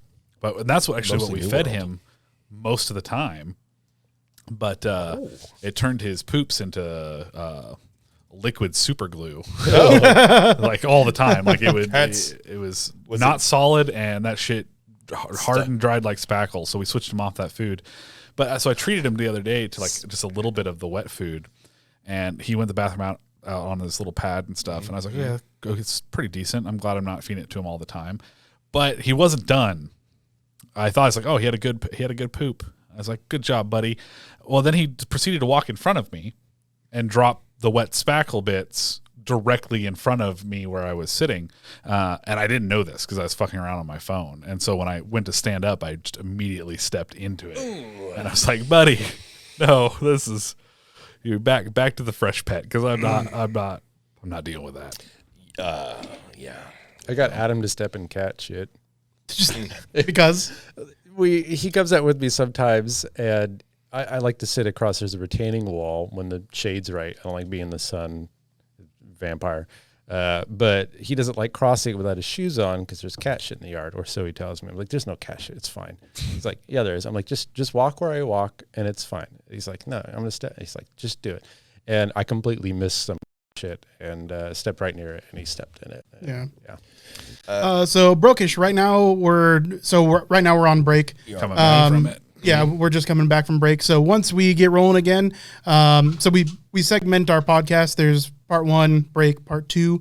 We're getting into part 2 here shortly. We live stream the whole thing, so you get all the behind the scenes. And get to see our beards. True. But it gets edited down for YouTube, and then for all the podcast platforms that exist. So we're going to be getting into. We have a viewer question to address, and then we're going to get back into probably a little bit of New World, and we already talked about the Twitch leak, quite a bit about New World and MMOs in general. But so we do have more topics to go. We hit the probably meatiest portion during the first half. Second half, we've got, like what I said, viewer questions. We'll answer your question too. Yeah. For the podcast sections, we mostly like to try to stick to game news or game related. But it's free time. Miscellany. Yeah. For the most part. But so I do want to let you guys know, since you're new, and thank you for the follows, by the way. Yeah, absolutely. Yes. So I want to let you guys know we don't address chat a whole lot while we're recording the podcast, because that's not a whole lot of fun for our listeners that are doing the audio only.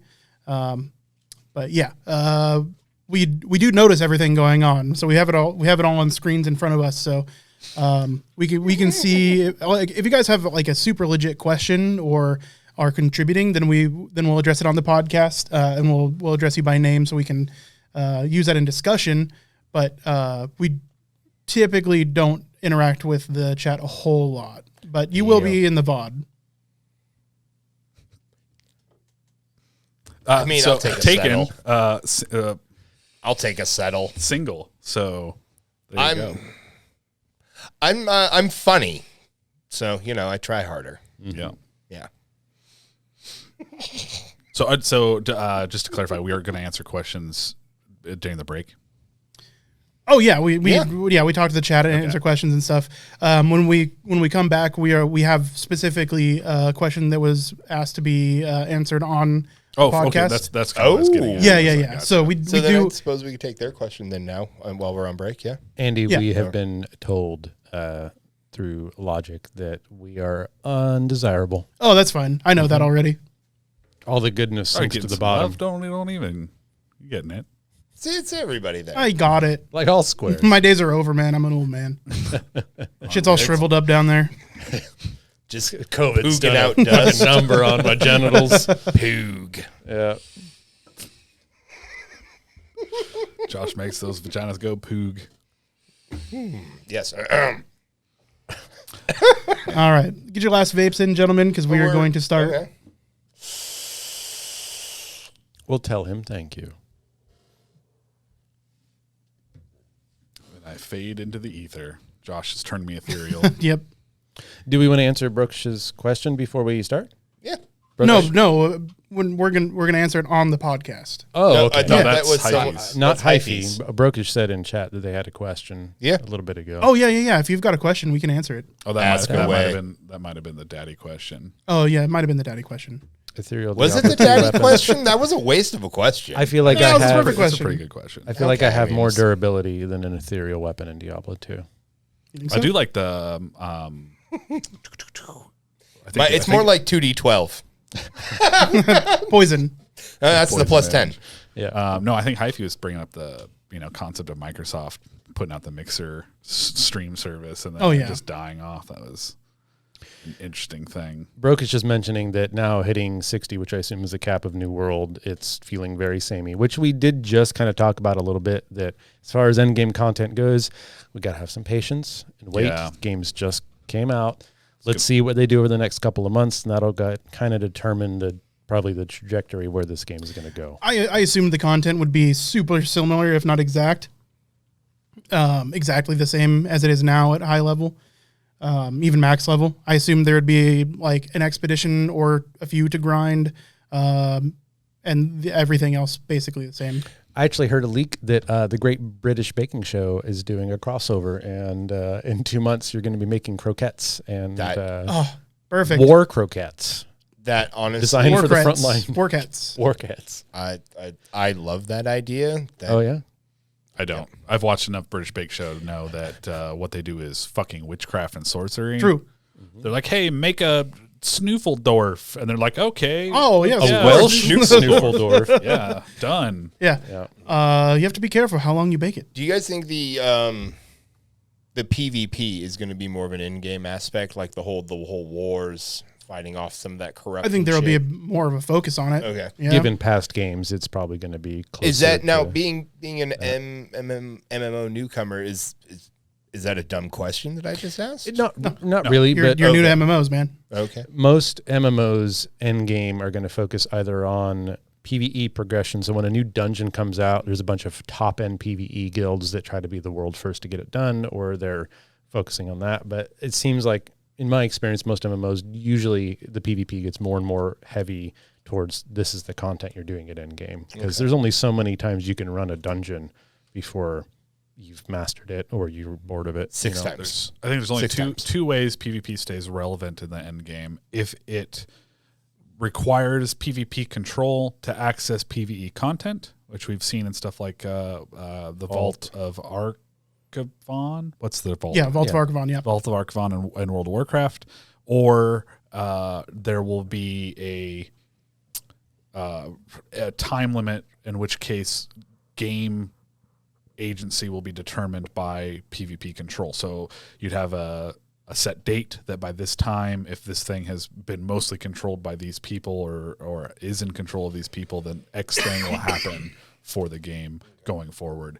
If you don't have one of those two aspects going for you, then PvP just ends up being EP flex of who's wins each individual fight. And which if you think about competitive shooters, Overwatch, Rainbow Six Siege, all that, they keep PvP quote unquote fresh by constantly changing the balance. Yeah. For good or ill, right? They're buffing or nerfing different things, adding new operatives or heroes.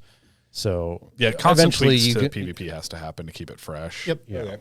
But I mean, they're also like it's hard to make the comparison to an MMO to An FPS or even FPS, what like Overwatch is. right, because you play a first person shooter for the pure competition of just like, I'm going to face off against these guys. That's what you do in the game. You have different expectations when you're playing an MMO, that you are partaking of the PvP to be doing some sort of progression. Now, admittedly, I don't know what kind of rewards that you get from doing the PvP like wars, because you get some sort of like war token for killing people and stuff in those that you can redeem for we call stuff. them Daddy Warbucks. They're Daddy Warbucks. Yes, that's accurate. Word.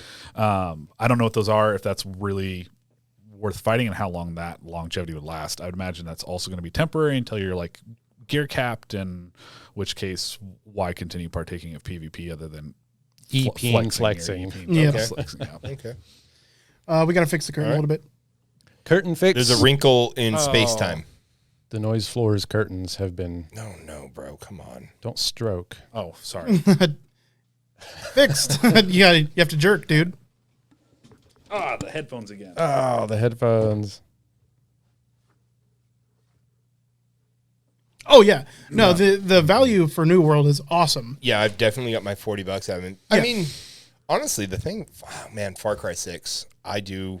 Oh man, I love me a Far Cry game. I watched a review on it. We can maybe talk about that in the cast. Totally. Okay, yeah. All right. I do love me a Far Cry Noise floor. Yep. Noise floor. All right, chat. We're going to be very weird for a second.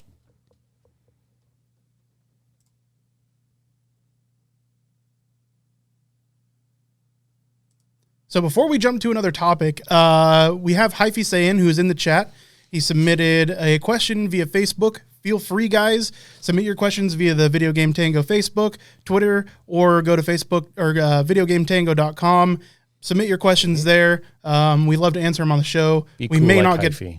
be cool like Hyphy. We may not get to all of them, but we will certainly love to answer them on the show. If we get enough, maybe we'll have another show Just taking questions. So, make sure you ask your questions, submit your issues or whatever. Talk about it. Guys, it would be so cool to have too many questions to answer. That'd be neat. True We could get facts. smoking jackets and velvet chairs. So let's get to the question. I already own those things. So Hyphy Sayin asks, what purchase game have you got the most value out of or provided the most entertainment? Oh, that's an easy answer for me. Let's Same for me. start with Andy and we'll work our way down. So it's World of Warcraft. I played World of Warcraft for like 16 years. It's only been kind of recently that I've quit. Not to say that I won't go back for more content, but it's WoW. Yeah, of course. Yes. I have been buying video games for over 25 years, so that makes it a very difficult question. I was actually kind of thinking about this the other day, like the concept of what is the best game, but we did sink a lot of time into World of Warcraft, but you get a certain type of experience from an MMO. Dwarf Fortress, I've paid for multiple times, and I'm never going to ever play another game like it, right? Yeah. And then there's games I've played that were single player or multiplayer that you can't get the same experience out of. Best bang for my buck as far as paid video game, I'm going to have to think on it, and I'm going to pass it over to them while I mull that over. Okay. I would have to narrow it down to a franchise, and I would say Mass Effect. But I mean, fucking Grand Theft Auto's giving it a run for its money. Yeah, I would say Mass Effect or Grand Theft Auto. I'm Josh Paulson, and the Mass Effect franchise is the best franchise. Dude, I sank so much time into it. I liked the whole like how the decisions carried through. Like, I mean, I wasn't okay. It's valid. Okay, wait.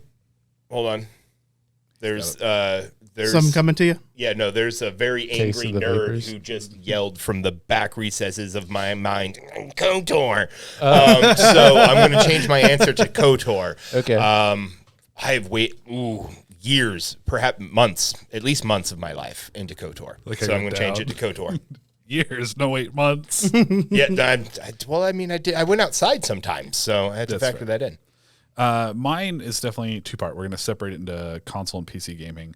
PC gaming is a two-way tie. It's going to be Baldur's Gate 2, Shadows of Om. Probably the first experience I had playing any RPG. Easily one of the few games I've played multiple times.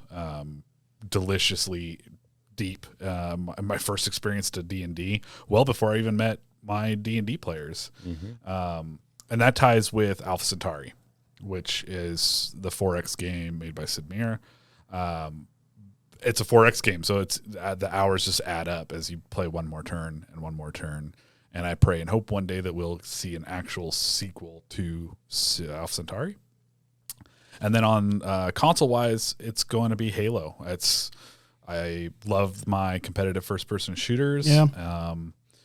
I hadn't owned a gaming PC at the time, so console was the introduction really into that, and it was the foundation for me meeting and spending a ludicrous amount of time hanging out with my friends. Like the Xbox LAN parties is what we fucking grew up on. Oh, yeah.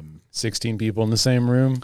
Yeah, and we did it, going over to, like, we even, like, got introduced to other friend groups through Halo. Yeah. Realized that our friend group was superior and never went back, but it was Kind of true, yeah. but it was an experience. So that's, yeah. Halo is what led them to tolerate me. So without Halo. Yeah, I mean, if he was bad at Halo, he'd been out. So, It's true. I think But you were a good flag Miles tried carrier. playing Halo. We had think- Miles and Justin, so Yeah. you're in good company. we had a whole rainbow. I think looking at it from the aspect of which game had the most impact on me, I think back to Mario and Final Fantasy VII specifically for not only literally introducing a new axis of opportunity, right? Mario 64 was a breakthrough in every way possible. But Final Fantasy VII, Andy and I, upper left, played it pretty much together, and that was just mind-blowing. I played some of the Final Fantasy games before, but it's the first game that ever made me cry. Didn't one of you melt a disc? Yeah, Andy's PlayStation, Well, he didn't have a I memory wore- card, I wore out so a he disc, had to yeah. leave the game running. Yeah. Diablo was the first game to instill true terror in me and define my love for gothic horror. And I think, Diablo, StarCraft, Warcraft, GoldenEye, like you said, Halo, that whole late 90s to early 2000s was such a leap in gaming that it seemed like only a month would go by before you discover this next massive thing. Yeah. It's hard to put one thing down, but really, I'm going to say all the games from 1996 to 2002 that I played. But yeah. No, that's true. That was kind of the golden age of gaming. And I don't know if Metal it was Gear a product. Solid. Just all the games were good. Not all of them, of course, but there were so many good games. People call this the golden age of gaming. I'd say it's the golden age of paid content. It's like a golden age of microtransactions. Yeah, pretty much. What this is. I'm old enough to remember the horse armor debacle. Yeah. That's not. I mean, that was Skyrim. Yeah, but that was like Oblivion, 2011. Oh, was it Oblivion? Yeah. Oh, was it? The I horse thought that was armor Skyrim. debacle of I'm almost positive that was 11. Skyrim. Yeah, Sly Cooper was really good too. Yeah, Sly Cooper was really good. Everything you guys are mentioning in chat are their classics. Yeah. Legend of Dragoon, just a really solid, like, middle of the timeline of JRPG prominence. Awesome. I will say I have yet to play Breath of the Wild. And from everything I've heard, so terrible. it's a paradigm shift. So I haven't played it either, and it makes my heart sad. It should. horse armor was Oblivion. Well, let me use your Switch. Okay. Yeah. I don't own a Switch. Okay, well then. You can go give Andy a HJ and borrow his. Give him a True. ZJ. Do you want me to break out my Southwest Shame Wheel? Ooh. The Southwest Shame Wheel? You're not ready for it. Oh, I'm stunned. No, well, I got we haven't- titillated. Yeah, we have, Russell, you working on it? I am. It's going to happen. we've got a fucking episode title. You can use that episode title when it's built. We haven't built it yet.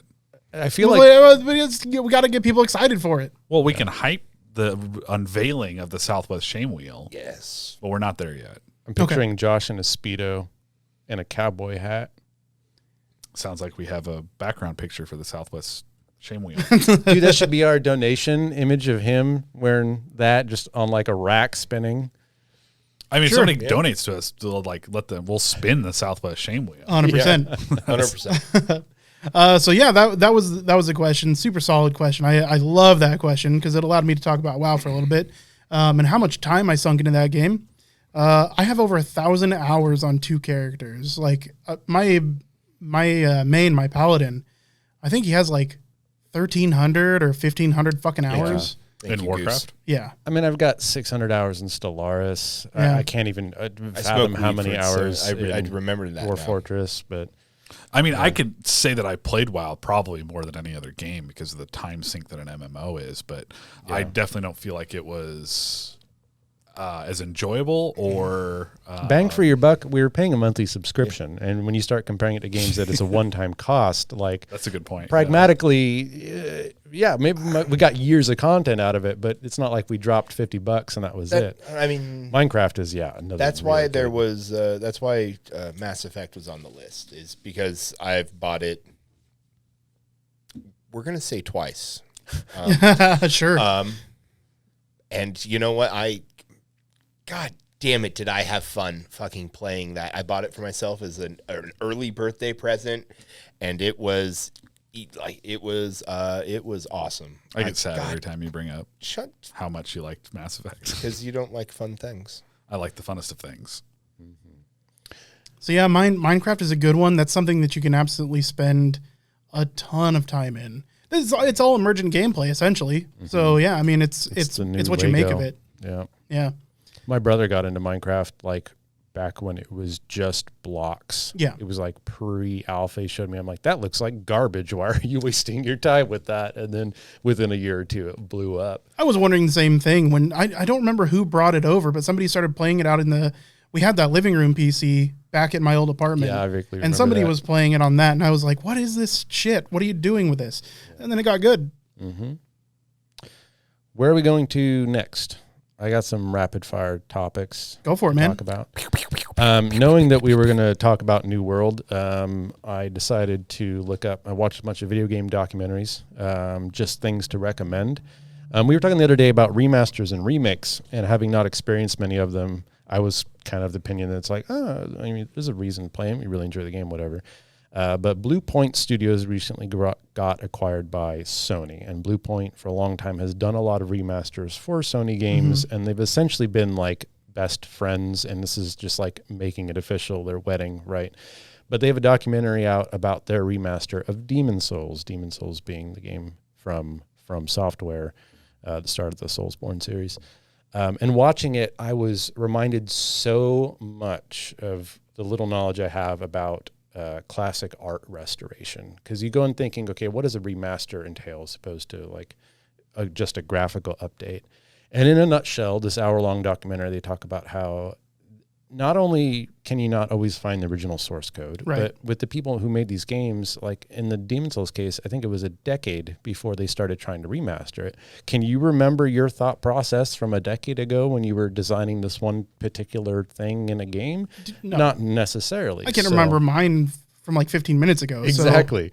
So they find all the original design documents they can, they translate them if they have to, and they go all this length. And at the end of the day, I think they said it was something like, it's hard to put a number on, but not even half of the new game is just a direct port from the old one. They literally have to rebuild the majority of the game from the ground up, making small tweaks here and there where they see fit. For example, the animation for the main character in Demon's Souls, both the male and female, and for a lot of the enemies, they had to do new mocap on, motion capture. They had to bring in a person and repeatedly do motion capture until they could match the original animations of the moving and running and vaulting and jumping over walls and all the attacks with the different weapons. It was a really good to watch. And it's like these people clearly, if you put a game in their hand to remaster, they're going to do a good job. Yeah, they put some attention into detail. Yeah. I was lucky enough to play pretty much all the Soulsborne games. I haven't played the remaster. And I talked a bit about my brother. There's a lot of brouhaha about them changing the looks of this or that or the other. But, sure, you know, the inner game nerd in me loves the fact that some games are getting remastered. I hate the idea of losing video games to history and time. So that's good to hear. I also want to plug Ahoy. It's a YouTube channel, AHOY. Guy does really good documentaries about video game lore and history and everything. And he sounds almost just like the guy from the first Modern Warfare. Fruit killing skills are remarkable, right?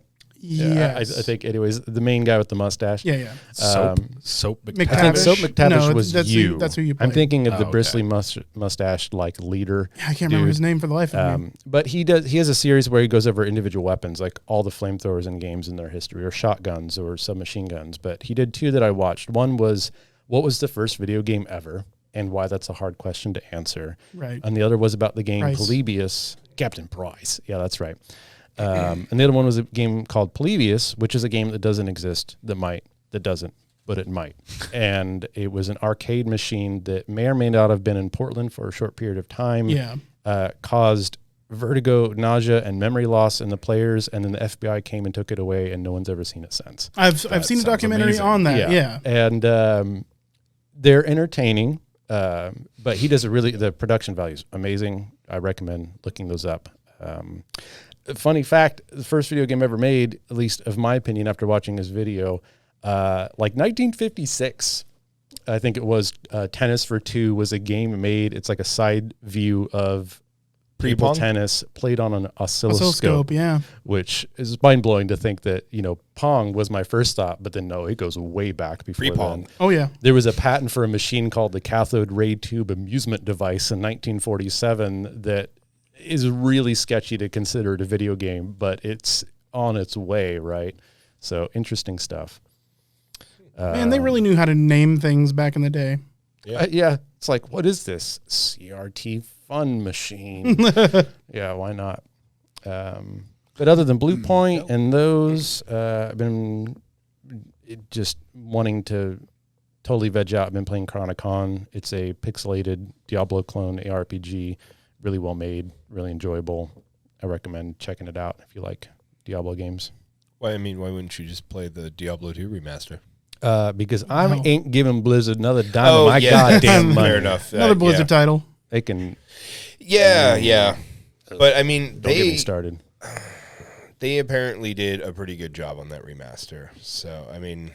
That's like saying a ask. dude came over, fucked all six of my dogs, shit in my parrot, and then gave me a birthday present. In your parrot. It sounded neat how they were doing, how like they laid everything over the original code so that it sounded really cool. I hope they did a good job. Cool. I never want these things to suck, yeah. but they literally I hope nobody shits in turned... my parrot. Like, that's terrible. They turned Warcraft 3 inside out, and I will forever hate them for that. Yeah. And I don't want to get into I mean, that's kind of the question, right? You can make it a comparison to like Hollywood when they remake beloved movies into some monstrosity, like the Ghostbusters film. Imagine if they remade Ghostbusters and it was so bad that you literally can't watch the original Ghostbusters anymore. That's what they did with Warcraft 3. Like the penultimate. If you have the VHS in your closet, they fucking ran into your house in the middle of the night and fucking pissed on that tape. It's like, why?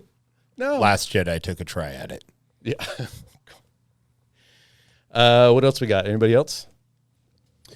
I mean, personally, I'm always down to talk New World. I mean, that's what we've been doing, right? So like instead of a remaster, what about something making a comeback? What about Age of Empires 4? Already talked about that. Oh, did we? Okay, last week. That's last week, bro. It's on the list. Come on, dog. Russ wanted to chat a bit about some stuff. So I can't remember decision making in games, pretty much. Like, and it ties in. We can talk about New World in the process because it's very much a player agency topic to discuss. Let's clarify a term for the audience in case they don't know. Agency, your ability to have meaningful impact on the world around you. So agency in game is, do my actions actually have an effect that matter? Yeah. And so it was on my list from last week because they talked about Outer Worlds 2 coming out. And Outer Worlds 2 is a game where you're supposed to have some player agency. You make choices in the game. We've talked about Mass Effect. There's games like Red Dead has a, Paragon / villain bar that you run on. The KOTOR games. Like there's a lot of games that have some sort of decision making that is present in the game that makes you feel like you're making choices, and those choices should ideally have some sort of impact. And I guess my question is like, what games do you think did a decision making well, and what's a good example of some games that did it poorly? Mass Effect and Mass Effect. I think it covers both. It really does. Yeah. Mass Effect 2. I didn't play Mass Effect 3. I've played the first two Mass Effects. Mass Effect 2, it always comes down, if you can ignore the end game, right? Some of your choices during Mass Effect 2, Paragon, Rebel, whatever, good, evil. If I remember right, Mass Effect 2, your dialogue wheel, it didn't say exactly what your character was going to say. It gave you like the gist of it. It gave you the gist of what you're going to say. And I played a femshep that was extremely pragmatic, like war commander, doesn't have time for bullshit. And I wasn't specifically trying to be good or evil, but in the moment I thought, okay, is this something my character would say, right? And I had one time where she was being annoyed by someone and I chose the evil version, and she straight up like kicked the dude out a window. And I lost my shit laughing because I was like, that's way more than I expected you to do.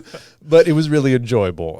The end game was kind of whatever. But I think Mass Effect 2 did a pretty good job. And then if you ask the consensus of most Mass Effect 3 players, especially when it comes to end game, the good evil nonsense became like pick your own flavor of ice cream. Do you think that a good evil system is enough to really give people a sense of? No, but I can diatribe in a minute let other people talk first.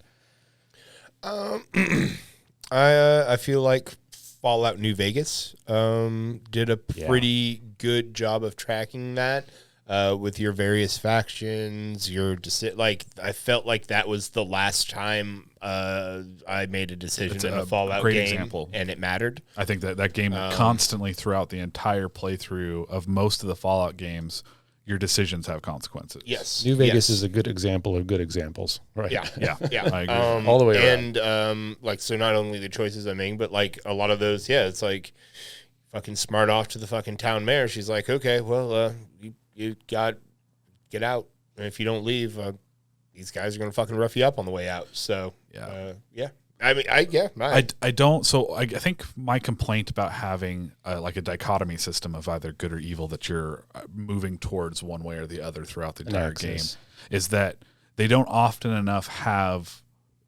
repercussions that you feel throughout the game, but rather they just let you choose or end up with one ending or another at the end of the game. Mm-hmm. And that's when it's done poorly, right? Is because that you should be seeing consequences as you're traveling through, having your hero's journey and stuff like that. That way you know that, like, man, what it will do usually is make you really start thinking about what it is that you're choosing. I don't think that they should ever tell you when you're making these decisions whether or not it's going to be the good option or the bad options. I really feel like it's breaking the fourth wall. It's very Velcro shoe mode. Tell me if this is just me. When I play a game with an Axis morality system, I normally default first playthrough to a good playthrough. I do as well. Which means that as I'm playing the game, I find, I accidentally stole this thing. I got -4 good points, right? I should limit how often I do that. But then, like, you're going through the dialogue tree. You're like, okay, which dialogue option is going to end up giving me the most points? Oh, I'm going to refuse your reward for this quest. So instead I get a bunch of good points. So suddenly the metagame level has completely taken over any, like, immersion I have in the game. And then if you want to play evil, you know that, okay, I'm going to play evil from the get-go. I'm going to make sure to try to pick all the worst options, do this thing. By showing the player, as they're doing things, this axis of +4 good, -8 evil points, you're encouraging that behavior, right? It's self-serving. And I think without that, that would be a good start. I think the biggest problem with an axis is that's not how life works. And we've gone to such lengths in video games to try to create more and more realistic and organic games that involve elements of real life. And there is no good and evil in real life. There are actions and consequences and people's opinions of you, right? An action can be considered good by some and evil by others. And you can even boil it down to a given action could have good and evil parts, right? So what I would want to see the most out of a game is multiple tags of your character is known for these actions, and therefore you have opinions of you falling into these things. He's pragmatic, he's devilish, he's courageous, right? And then have that throughout the game be reflected in how people treat you. And then that doesn't even get into like end game content of like how the storyline wraps up. But that's a lot of fucking work. Yeah, so that's what I was going to say is like if you want to branch off of a two ending system of either you're good or you're evil or somewhere, you know, and give it a much wider range of what type of person you're representing in the game, it's adding a massive amount of complication to what the game developers have to make, right? So it's a little out of the realm of a realistic expectation. But there's a way to do that has been present in games that I think that gives you that feel, and that is through ally NPCs. Mm-hmm. So I think about the two games that pop into my mind specifically are KOTOR and Baldur's Gate, both of which, I mean, Baldur's Gate's based off of a D&D system, so every character already has an alignment system built in, so each character has more nuance than either I'm just good or bad. And as the game progresses, if you have people in your party and you're choosing to do things, because the game gives you many options that conflict with those other party members, they act as almost that movement on a bar, so that's not an up and down bar, it's just like you're moving contradictory to their alignment and how they feel about stuff, and the game's going to tell you that by having that NPC come and talk to you about like, hey, you know, I don't really agree with what you're doing, or like this is against my ethos, or you know, more crass, like I don't fucking do that again, or I'm going to leave. KOTOR did the same thing where I'm pretty sure you could piss off your party members to where they would leave. Mm-hmm. And a lot of times, like that's an actual consequence for the game, because say they had some sort of side questing that you could do for their backstory or that character's arc, that is now no longer available to you because you chose to go a particular route. And that's one of the reasons Baldur's Gate's such a high on my list, is because it had aspects like that to where you'd have to replay the game making different decisions if you wanted to continue have that person with you and find out like all the content that's tied to that character that you could do, because every single NPC in that game had a side quest that ran parallel to the whole game. I feel a game that also did fairly well. That's the first Dragon Age game. There were consequences if you didn't really toe the line with what your NPCs did, especially if you were with them or you had conversations with them. Now, if your character was charismatic enough, you could start to sway them over time more to your way of thinking. But that had I don't know. I think the first Dragon Age did pretty well with that. To be perfectly honest, I so barely remember that game. I remember I enjoyed the first Dragon Age. Yeah. Like I enjoyed the first Dragon Age. I knew I had a problem that obviously mainlining a mage was like super powerful, but I think the consequence tree, the decision making, I struggle to recall. It's good to know that it was one to be remembered as being positive. Russ, have you played Pillars of Eternity, Torment, Tides of Numenera, or the Pathfinder games? No, I have not. Okay, so if you want Baldur's Gate 3 without playing, play them. Pillars of Eternity, Tides of Torment, Numenera, and to a lesser extent, the new Pathfinder games, they are Western computer D&D-esque RPGs, and they have all of that stuff you're talking about. So what like someone will be doing? What you're telling me is that Numenera had some success. They got kickstarted well. I'm sure they made money. Well, I mean, you remember we went to the Numenera launch. So we went to an event and a signing. Monty Cook, one of the original developers of 3rd edition D&D, split off, did his own thing, and he made his own tabletop role-playing game, Numenera, which at the time I didn't appreciate. I appreciate it better now. It's an indie tabletop RPG, so it's pretty fucking niche. But they ended up making a computer game setting in that universe, which is Earth 6 billion years in the future, called, I think, Tides of Torment, I think it was. And it was kind of a spiritual successor to Planescape Torment. But yeah, I mean, it plays just like the Baldur's Gate games, but updated and new. And they have all that. The different, I mean, even the new Pathfinders have characters of varying alignments. They use the Pathfinder mechanics. So yeah, I'm surprised. I thought I had told you to play those before, but I highly recommend them. I don't think so. Yeah.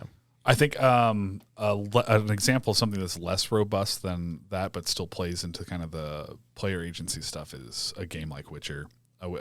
Sure. That one is not so much like the immediate consequences through the game, although they do exist. You know, you can choose which levers you take and all that jazz, and it does feel like it's a lasting effect. But that one's like I think Mass Effect did the same thing, where it's going to carry over to sequels. Like that's a really big deal, I think, is if when you start to be able to transfer your save file. Well, I think in like The Witcher, if like you're playing on console, you can't transfer a game save, but you just would go through a little dialogue options where you told the game what choices played. Did you make. Yeah. And The Witcher is really fun. You had like a historian was sitting down with you to like, I need to clear up some details I about vaguely your remember that past. And Mass Effect had a similar thing. But with Mass Effect, like, they gave you the extra reward because there were some options that you just could not choose to carry forth without playing the previous game. So it would be different if you transfer to save versus... The biggest one, and like one of my favorite characters throughout the entire series, was Rex. The Krogan or whatever? The Krogan, yeah. If you didn't manage to save him on Vermeer by playing the first game, that's it.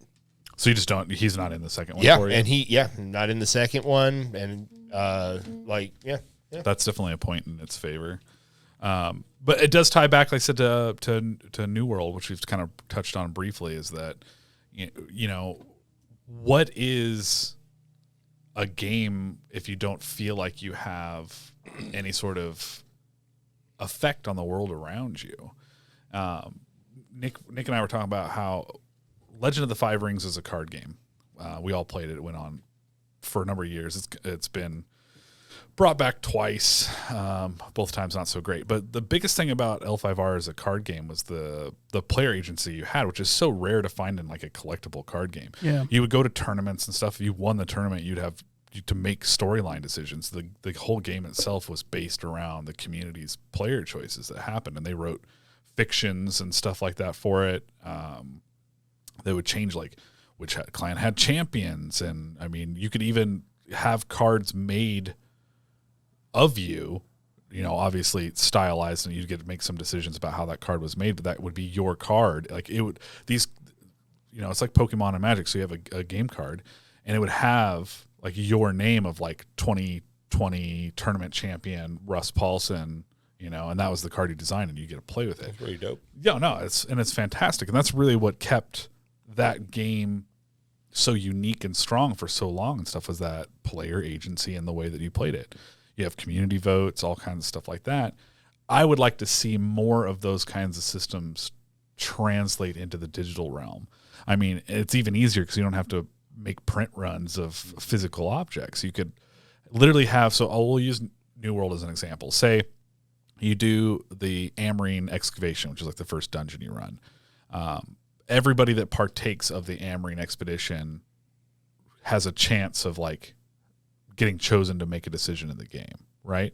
That's a very minor thing. It could even be a minor addition to the game, like maybe pick the color of this resource that gets put in. But that's like a small, tiny example of something that players would strive to be able to do, knowing that like from now on going forward, this thing's going to be in the game and I am the one that chose that thing.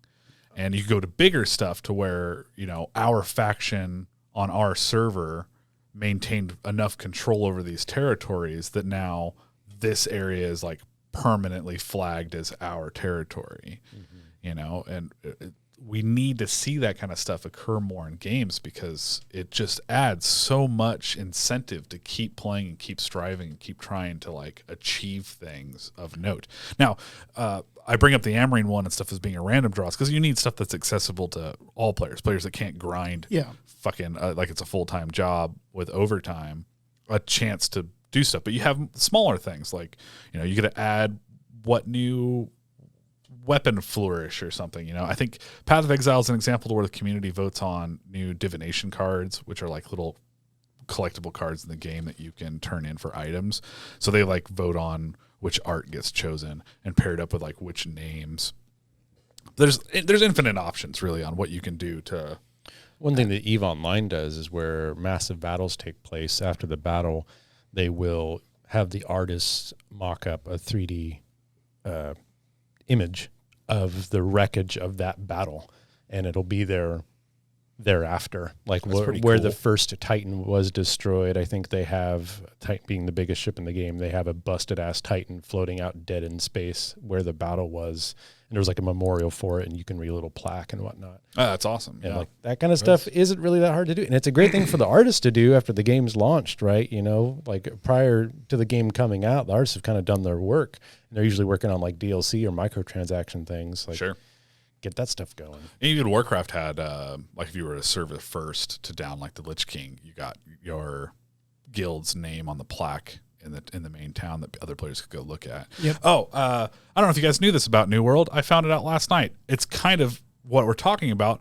I was telling Nick it's both lame and cool at the same time. Lame because it deals specifically with player housing, which I could give two shits about, but cool because it's like one of these player agency situations that the community gets to interact with. So you buy a house in one of the towns, you can be the person that other people see their house of. Yeah. So like my house is the one that you see in Windsward. It's not, but like we're talking theoretical here. And the way you do that is that the community actually votes on how much they like your house, and then your house gets chosen to be the one on display. Yeah. That's why if you've noticed as time has gone on, you'll see more and more houses and they have like some of the decorations they've put out front, like those giant telescopes or like the pile of skulls and stuff. Yeah, they're people that have gotten their houses dude, upvoted. that's cool. And you can go into these houses and take a look at them and stuff. That's cool. You know, like I said, cool, lame. Housing, don't give a shit about, but having the community interacting with specifically how the game displays for you is fantastic. It would literally be like, I guess, when you take a territory, the banners change color, but on a cooler scale because it's more than just a fucking banner change. You know? Agreed. Oh yeah, no, 100%. That's pretty cool. I think that's super cool. It's too bad it has to be on that one thing, but yeah, but it's. I mean, those things always kind of give me hope because it's like if they implemented a system into the game that exists with that. Or is that system? It could be applied to other stuff. Yeah, they've got the bones of a good system. Yeah, if you can display player specific things inside a city for all their players, man, you could do a lot with that. Yeah. So, fingers crossed, we'll see more and more, and everything just really comes back to like the waiting game of what is this game going to be? Does it make it past the hurdle, or is it another MMO in the pile of dead MMOs? Yeah, because unfortunately, I think most MMOs, for the most part, feel pretty good at launch. Yeah, well, look at all the new things that are different than WoW, right? It's a new drug. Some of them are just really bad, though. True. Yeah, like I guess only time will tell. But I mean, they're trying to take a shot at the king, right? So I remember we tried. Well, there's a new king. We tried Final Fantasy the first time out that they tried to make an MMO. Final Fantasy 11. Yeah. Oh, yeah. I guess it was 11. If you know better than I do. Yeah. It sucked. It was It bad. was so bad that they shut the game down and gave an apology for how bad it was. Wow. I didn't even know that. It was. You think about Japanese honor culture, especially, like they were miffed. And it was so bad, they're like, hey, we're going to come back with a new one in a while. Give us some time. And then they came out with Final Fantasy 14, and it's a fantastic game if you can get over the Japanese stuff. Yeah. I mean, that's just an Eastern style RPG, right? Yeah. I wouldn't call it hyper Eastern style. But can we? Let me talk about it this way. Have differences between Eastern I'm trying to think of like Western? movies or TV shows. Have you watched a lot of like, I don't know, French films or Spanish films, or like Japanese animes is a good example. You watch enough animes and you begin to start to understand a lot of the intent behind little things in it. What are these? What does a teardrop next to the eye mean? Right. That you're doing 5 years. Not a tattoo. That's a Western MMO. That's a Western anime. Boondock Saints, the anime. Little things like that, they start to build up and you start to understand more and you get a better contextualization of the show. Japanese games are the same way. Like if you go into them blind, not having experienced them, it seems really janky, and it kind of is really janky, but it's janky for a reason. Right. And, in my older age, I can only tolerate so much JRPG kind of stuff anymore, but we grew up on it. I mean, Final Fantasy, that it was kind of a curated version of that. And then, think of all the Gundam style games we played, and even stuff like Metal Gear Solid. You can see the humor in some of the stuff come through. No, it's very Japanese humor, especially the earlier ones. One weird trope you see a lot in Japanese games, at the end of the game, you kill God. Yeah. And God can take many forms in that case, but it's a surprising, reoccurring thing. I play Kratos. I've killed many gods. Yeah, Final Fantasy 14 for me, what stopped me from playing it is you kind of have to play through. The questing is this main storyline that is like playing through an anime, and then when you get done with that, you kind of get into the end game and you can do all the stuff. And the best way to level up, and it's super fast, is to go through the storyline. But it's like playing through an anime, and I can't handle it anymore. And I tried really hard because my brother loves it and he plays it, but it was just not my jam. And I was clicking so hard to skip through the dialogue, but I couldn't get through it fast enough. But if you can get over that, the game itself is fantastic. They make some of the WoW dungeons look like tic-tac-toe. They've mastered the idea of what a boss at the end of a raid should be like. And I've watched Adam play some of it, and it just looks like a blast. So if you haven't tried it out, you like anime or Japanese stuff, you like the idea of MMOs, that's the one for you. What is it called now? Final Fantasy 14. Oh, okay. It just does have an online. I mean, each DLC has its own name, right? But I think it's one of those games you just buy like the newest version, whatever, like Wrath of the Lich King. You buy it once and then you get kind of everything. I could be wrong. I think you have to buy the initial game and then you buy the newest one to get the latest content. Yeah, but you don't have to buy the newest one until you hit level cap. Yeah, I think is how it works. Okay, cool. So, yeah. Well, we've got a few more minutes left. Does anybody have anything else they want to talk about, or we can wrap up too? I feel like I haven't shut up the whole podcast. I don't know. I do not have anything else. Oh, did you guys watch Squid Game?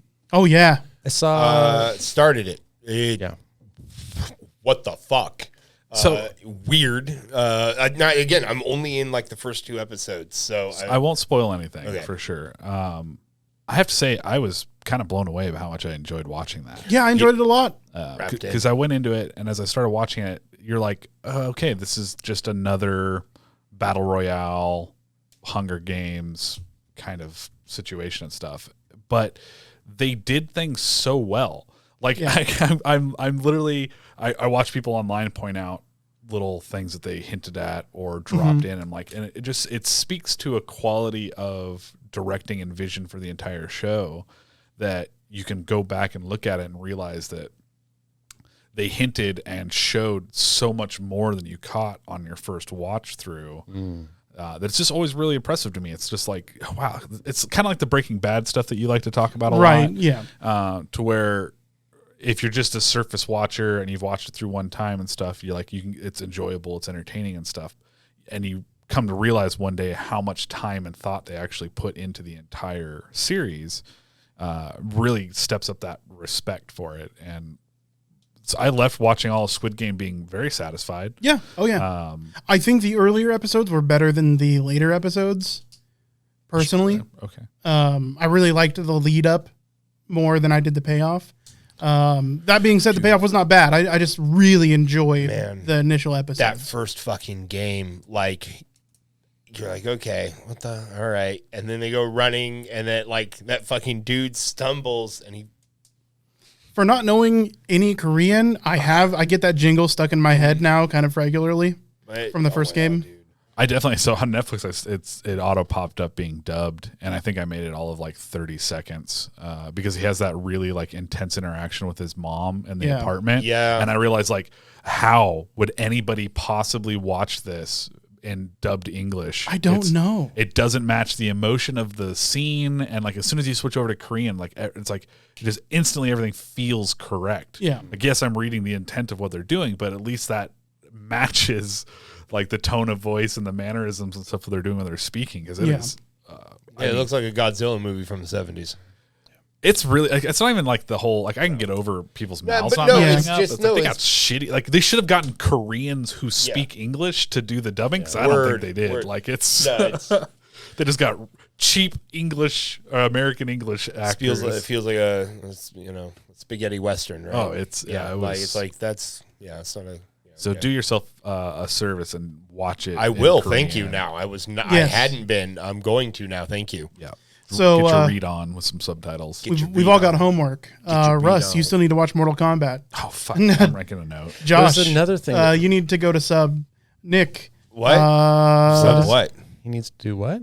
he's got to go to sub instead of dubbed. Oh, subtitles. Oh yes, Squid Game. subtitles. Yes. Nick, you should probably watch Squid Game. It's really good. Yeah, I got to the halfway through the first game and had to stop because children in the room. Ah, sure, yeah. Now, I also admittedly on Squid Game, I do skip forward quite a bit on Netflix just because, like, I don't want to get bogged down in a lot of the emotional content stuff. And sometimes I'm not in the mood to feel like overly sad. So I'm just like, all right, let's just. I literally pop through cannot. Now, real quick, I do want to mention that I talked to you when I first started the first episode, and I said, I'm pretty sure I know how this is going to end. Now, I didn't know exactly how it was going to end, but I did call the thing. Oh, okay. Yeah. Now I know there's a thing. Yeah. Well, there's always a thing. It's a dude. I'm gonna listen. have to get a lobotomy. All right. Spoilers. It's a Korean movie. There's like 90 things. Honestly, that show At kept least. going at the end further than I thought it was going to. Yeah. Definitely. And apparently there's going to be a season 2. It looks like Netflix is going to greenlight a season 2. It doesn't. So the script was written by one dude. Okay. So he's gone on record saying that He doesn't have a. he didn't Part didn't two. have any thought of continuing Squid Game. So Okay. We'll see. yeah, we'll see. With the amount of money that I'm willing to bet they are about to throw at him, He'll come up with something. we'll probably. Now He'll I come up with worry something. about that because if suddenly the budget is like 4 times the initial show's Never budget, in the history of media has that happened. well, I hope it doesn't. No, I'm kidding. It's That's what I'm saying. I hope it doesn't. Pull me. Watch this first season of a show. If you really like it, wait and see how people like the second season. And if it's bad, pretend it never came out and never watch it. Perfect. that just gets worse when like they go on for like 4 really great seasons and then suddenly cancel the show. I'll leave a Starbucks cup in the scene. It's like, oh man, probably the best transition ever from season 1 to season 2 is Balcony Time Podcast, a video game tango. On that note, we're gonna end it. Remember, go check out our socials. We're Video Game Tango on Facebook, YouTube, Twitter, Instagram. Go to videogametango.com. It has everything there for you. Is that what the blog is that I write? Yes, thing. that is, videogametango.com/blog for the show notes, videogametango.com/store for our merch. Get it, y'all. Videogametango.com/werewolfacts.net for all the answers you want. I've got to make that page Both now. to your werewolf and non-werewolf related questions. And to your werewolf-related delight. Good night, everybody. Good night. night.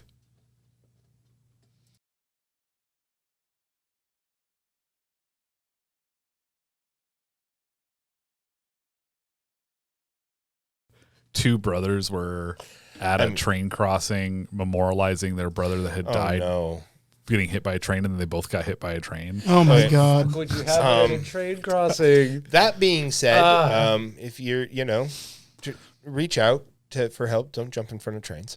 Yeah. If you're a piece of shit, go for it. Yeah. I'm Give pretty a guy sure a 40 Adam is the weekend. only one in chat, so we're just talking to him. What was the Southwest Sin Wheel? What was the Shame wheel. The Southwest Shame Wheel. Okay. You're not ready. We referenced it, I think, like first, second podcast. Okay, I gotta make that. I think it actually might have been the first one because it had to do with the noise floor and taking your mom to the noise floor. Yep. I think so. Please don't do that. She'll have a panic attack. That's where the band got their name. I did talk, so I mentioned to Colin if he's ever interested in guesting on the podcast. He's down.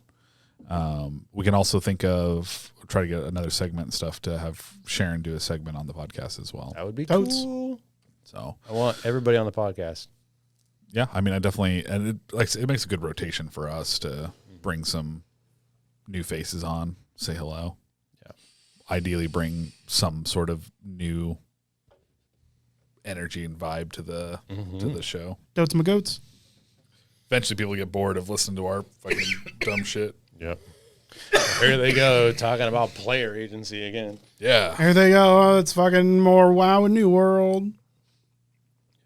Why is nobody talking about fucking Katamari Damacy on this fucking podcast? Yeah. Because they haven't made a new game. Yeah, they did. They made like 3.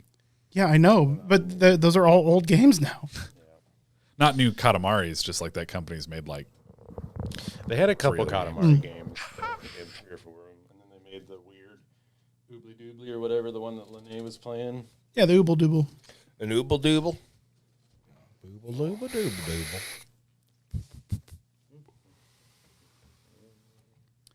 Don't get too unsettled. We still have to do the thing. I know, but drugs. Do the thing first. And then we'll all smoke it. Yes. You guys all say that because you can vape inside. I mean, you're You allowed could to. too. No, I'll die. You're sure mine. Germinator. Do you want me to tee you up for that one quote What? about me ending arguments with either cash or nudity? Oh, no. Well, I mean, you always go after me, though. I mean, we can You change can reverse that. it. Yeah. Go clockwise. Yep. I mean, was it actually funny, or did I just... Oh, yeah. I think that what you said was hilarious. I got... More nudity than nickels. Yeah. Well, more nudity Than dollars. Yeah. I like the nickels because I like alliterations, but you Okay, can yeah. pick whatever. I mean, I'm not going to judge you regardless. Nickels sounds like nipples. Okay. Yeah, I'll do nickels.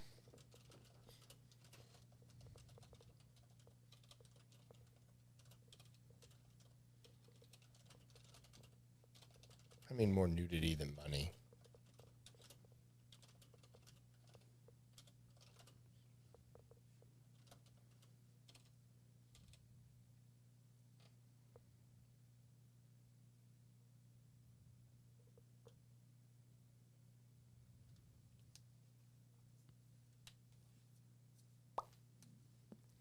My beard looks very red at the top.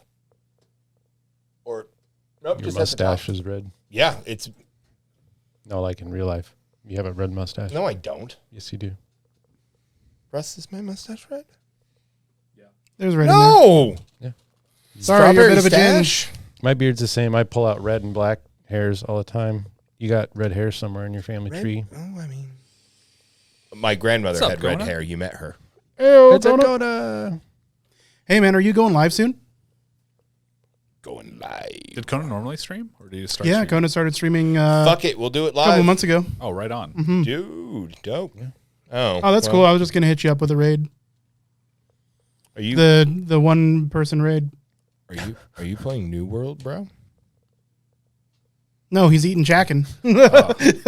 Chocolate chicken. Is Chacken? Is that? It's chicken. It's well, I mean, Jackins. It's past tense chicken. Okay, it's chacked. I'll have to throw you a follow. Ba-ba-ba-ba. What did we talk about? We talked about the Twitch thing, New World. That's I have a list. Yeah, Nick was keeping Perfect. track. Yeah. Twitch Dude, that's a good leaks, idea. Vapor World game, New World resource thieving, local chat nonsense, griefing. Only a week into the game. New World PvP, wait and see regarding content. New mechanic ideas regarding quests and PvP for New World. Beautiful tree. Lost context on that one. Oh, yeah, Josh saw a really cool thing, and he came up to it, and it was just a tree. Yeah. Yeah. How to fix PvP, blocked regions. Josh begins his career as an exploiter. Best game for our money question, starting the second half. Viewer questions answered. Documentaries talked about. Blue Point Remaster, Good Evil Access in games, and player agency in general. And then Squid Game. Oh, and then Squid Game. Which is not a game, but rather a TV show about a game. Low pod activities. Which fits the theme of our podcast. Because it has game in it.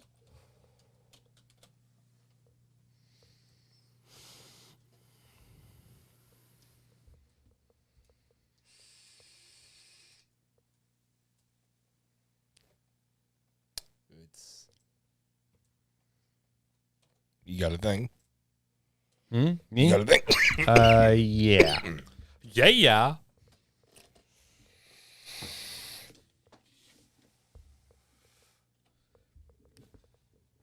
Don't say what it is, because Josh will steal it. It's not true. It's the name of this game. I mean, sometimes I steal things. Well, I mean, Sometimes. only twice. The secret ingredient. It's crime. So, I don't want to admit where I steal, so I'm not going to. Don't It's do it. fair. But I do 4chan. steal fairly frequently. 9gag. I mean, kind of. I just say it's a different item. Tofu stir fry right now. Like when I Talking get, about stealing. and then when I get dry goods, it's always the fucking Where did that cheapest come guy. from? Just general theft. Yeah. You just decided to bring up. I don't want to talk about where I steal. No, I said he's gonna don't tell him what your He's gonna thing steal your is. thing. Oh, I didn't hear Yeah, that. he's So I steal thought your Josh thing. was just sitting there. I like to steal sometimes. A little bit of a rush. You know? A little I'm bit of getting a elephant sequitur garlic, here. but I'm paying garlic prices, baby. a little bit of a fucking word thief. Word All right. klepto. I got one. It'll work. All right. Well, then are we ready? Yes. As Josh steals Russ's thing. No, He what? needs my thing. Okay. I'm We're teeing him on. we're teamed. Okay. So, noise floor.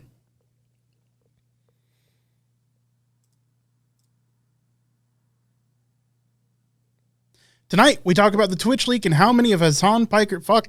On fucker Pike. Hong Piker. Just got to slow down there. That's the next character in my.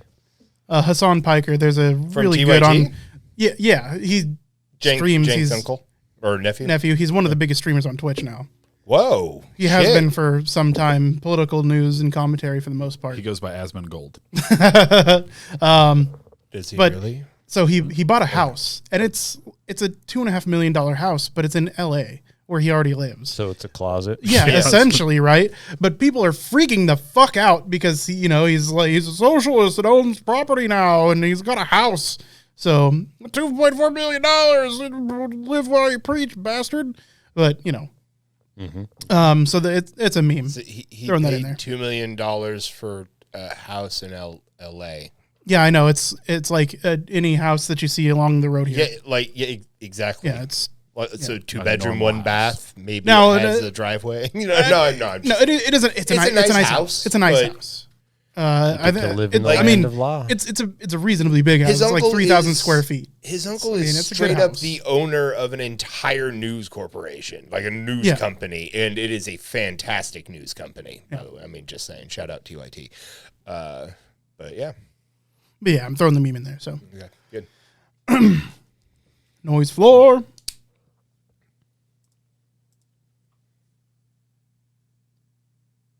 Tonight, we talk about the Twitch leak and how many of Hassan Piker's houses it's going to take to clog it back up.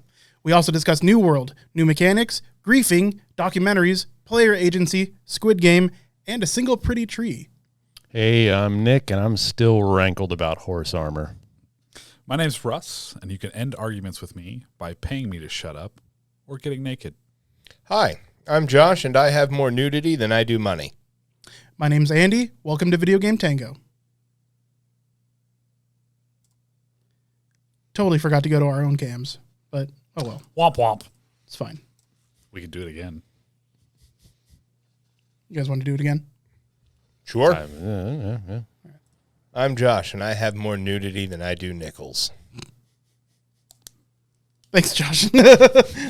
Cut. We're good. I feel like I like that one better. It's better. It's an I alliteration. like that better. I do. They're just better. I'm glad we're redoing it. Okay, here we go. All right, good. Hassan Piker's house is to clog it up. Okay, right. Thanks. All right. Noise floor. I swear to God that I know it sounded intentional, and I breathe, and I know, but And I breathe, and I know. Just, I swear to God, guys, I didn't mean to.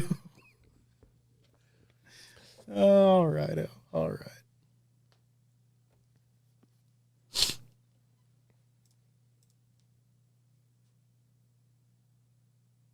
Tonight, we talk about the Twitch leak and how many of Hassan Piker's houses it's going to take to clog it back up.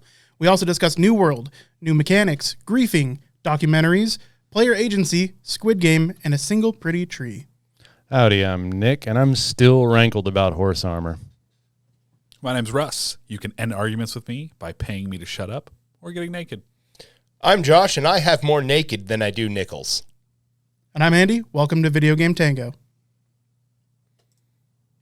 Yeah. I like that better. Fucking was solid. nailed it. Ooh. Forgot about the camera. I was supposed to look at it. I looked right at it, and I smiled. My only rule is to not put the pad in front of my face, which I did not do. Perfect.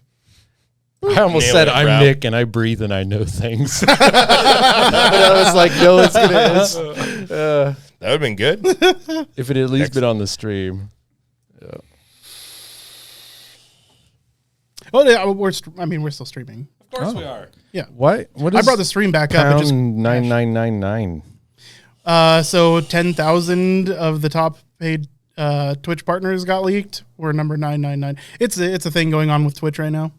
Is everybody 9999? A lot No. of people are, I'm sure. How are we in the top 10,000 when we aren't being paid? We're not at all. It's That's the joke, man.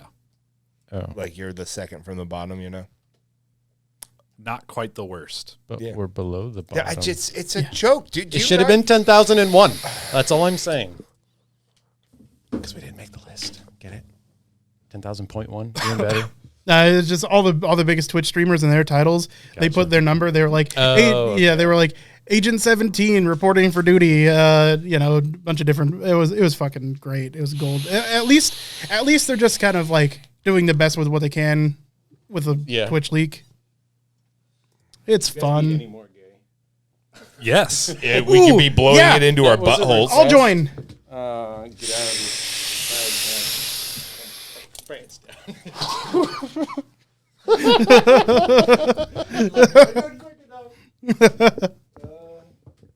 Damn.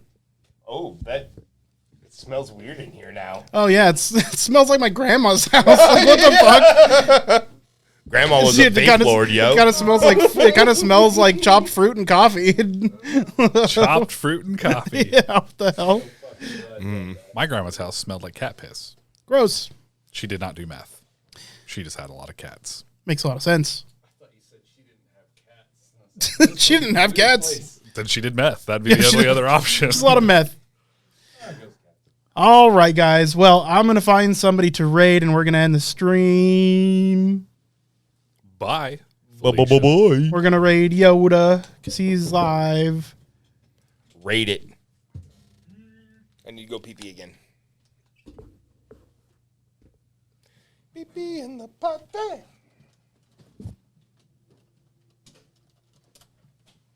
Have a good night, guys. Man, I feel like we mined some gold tonight. Yeah?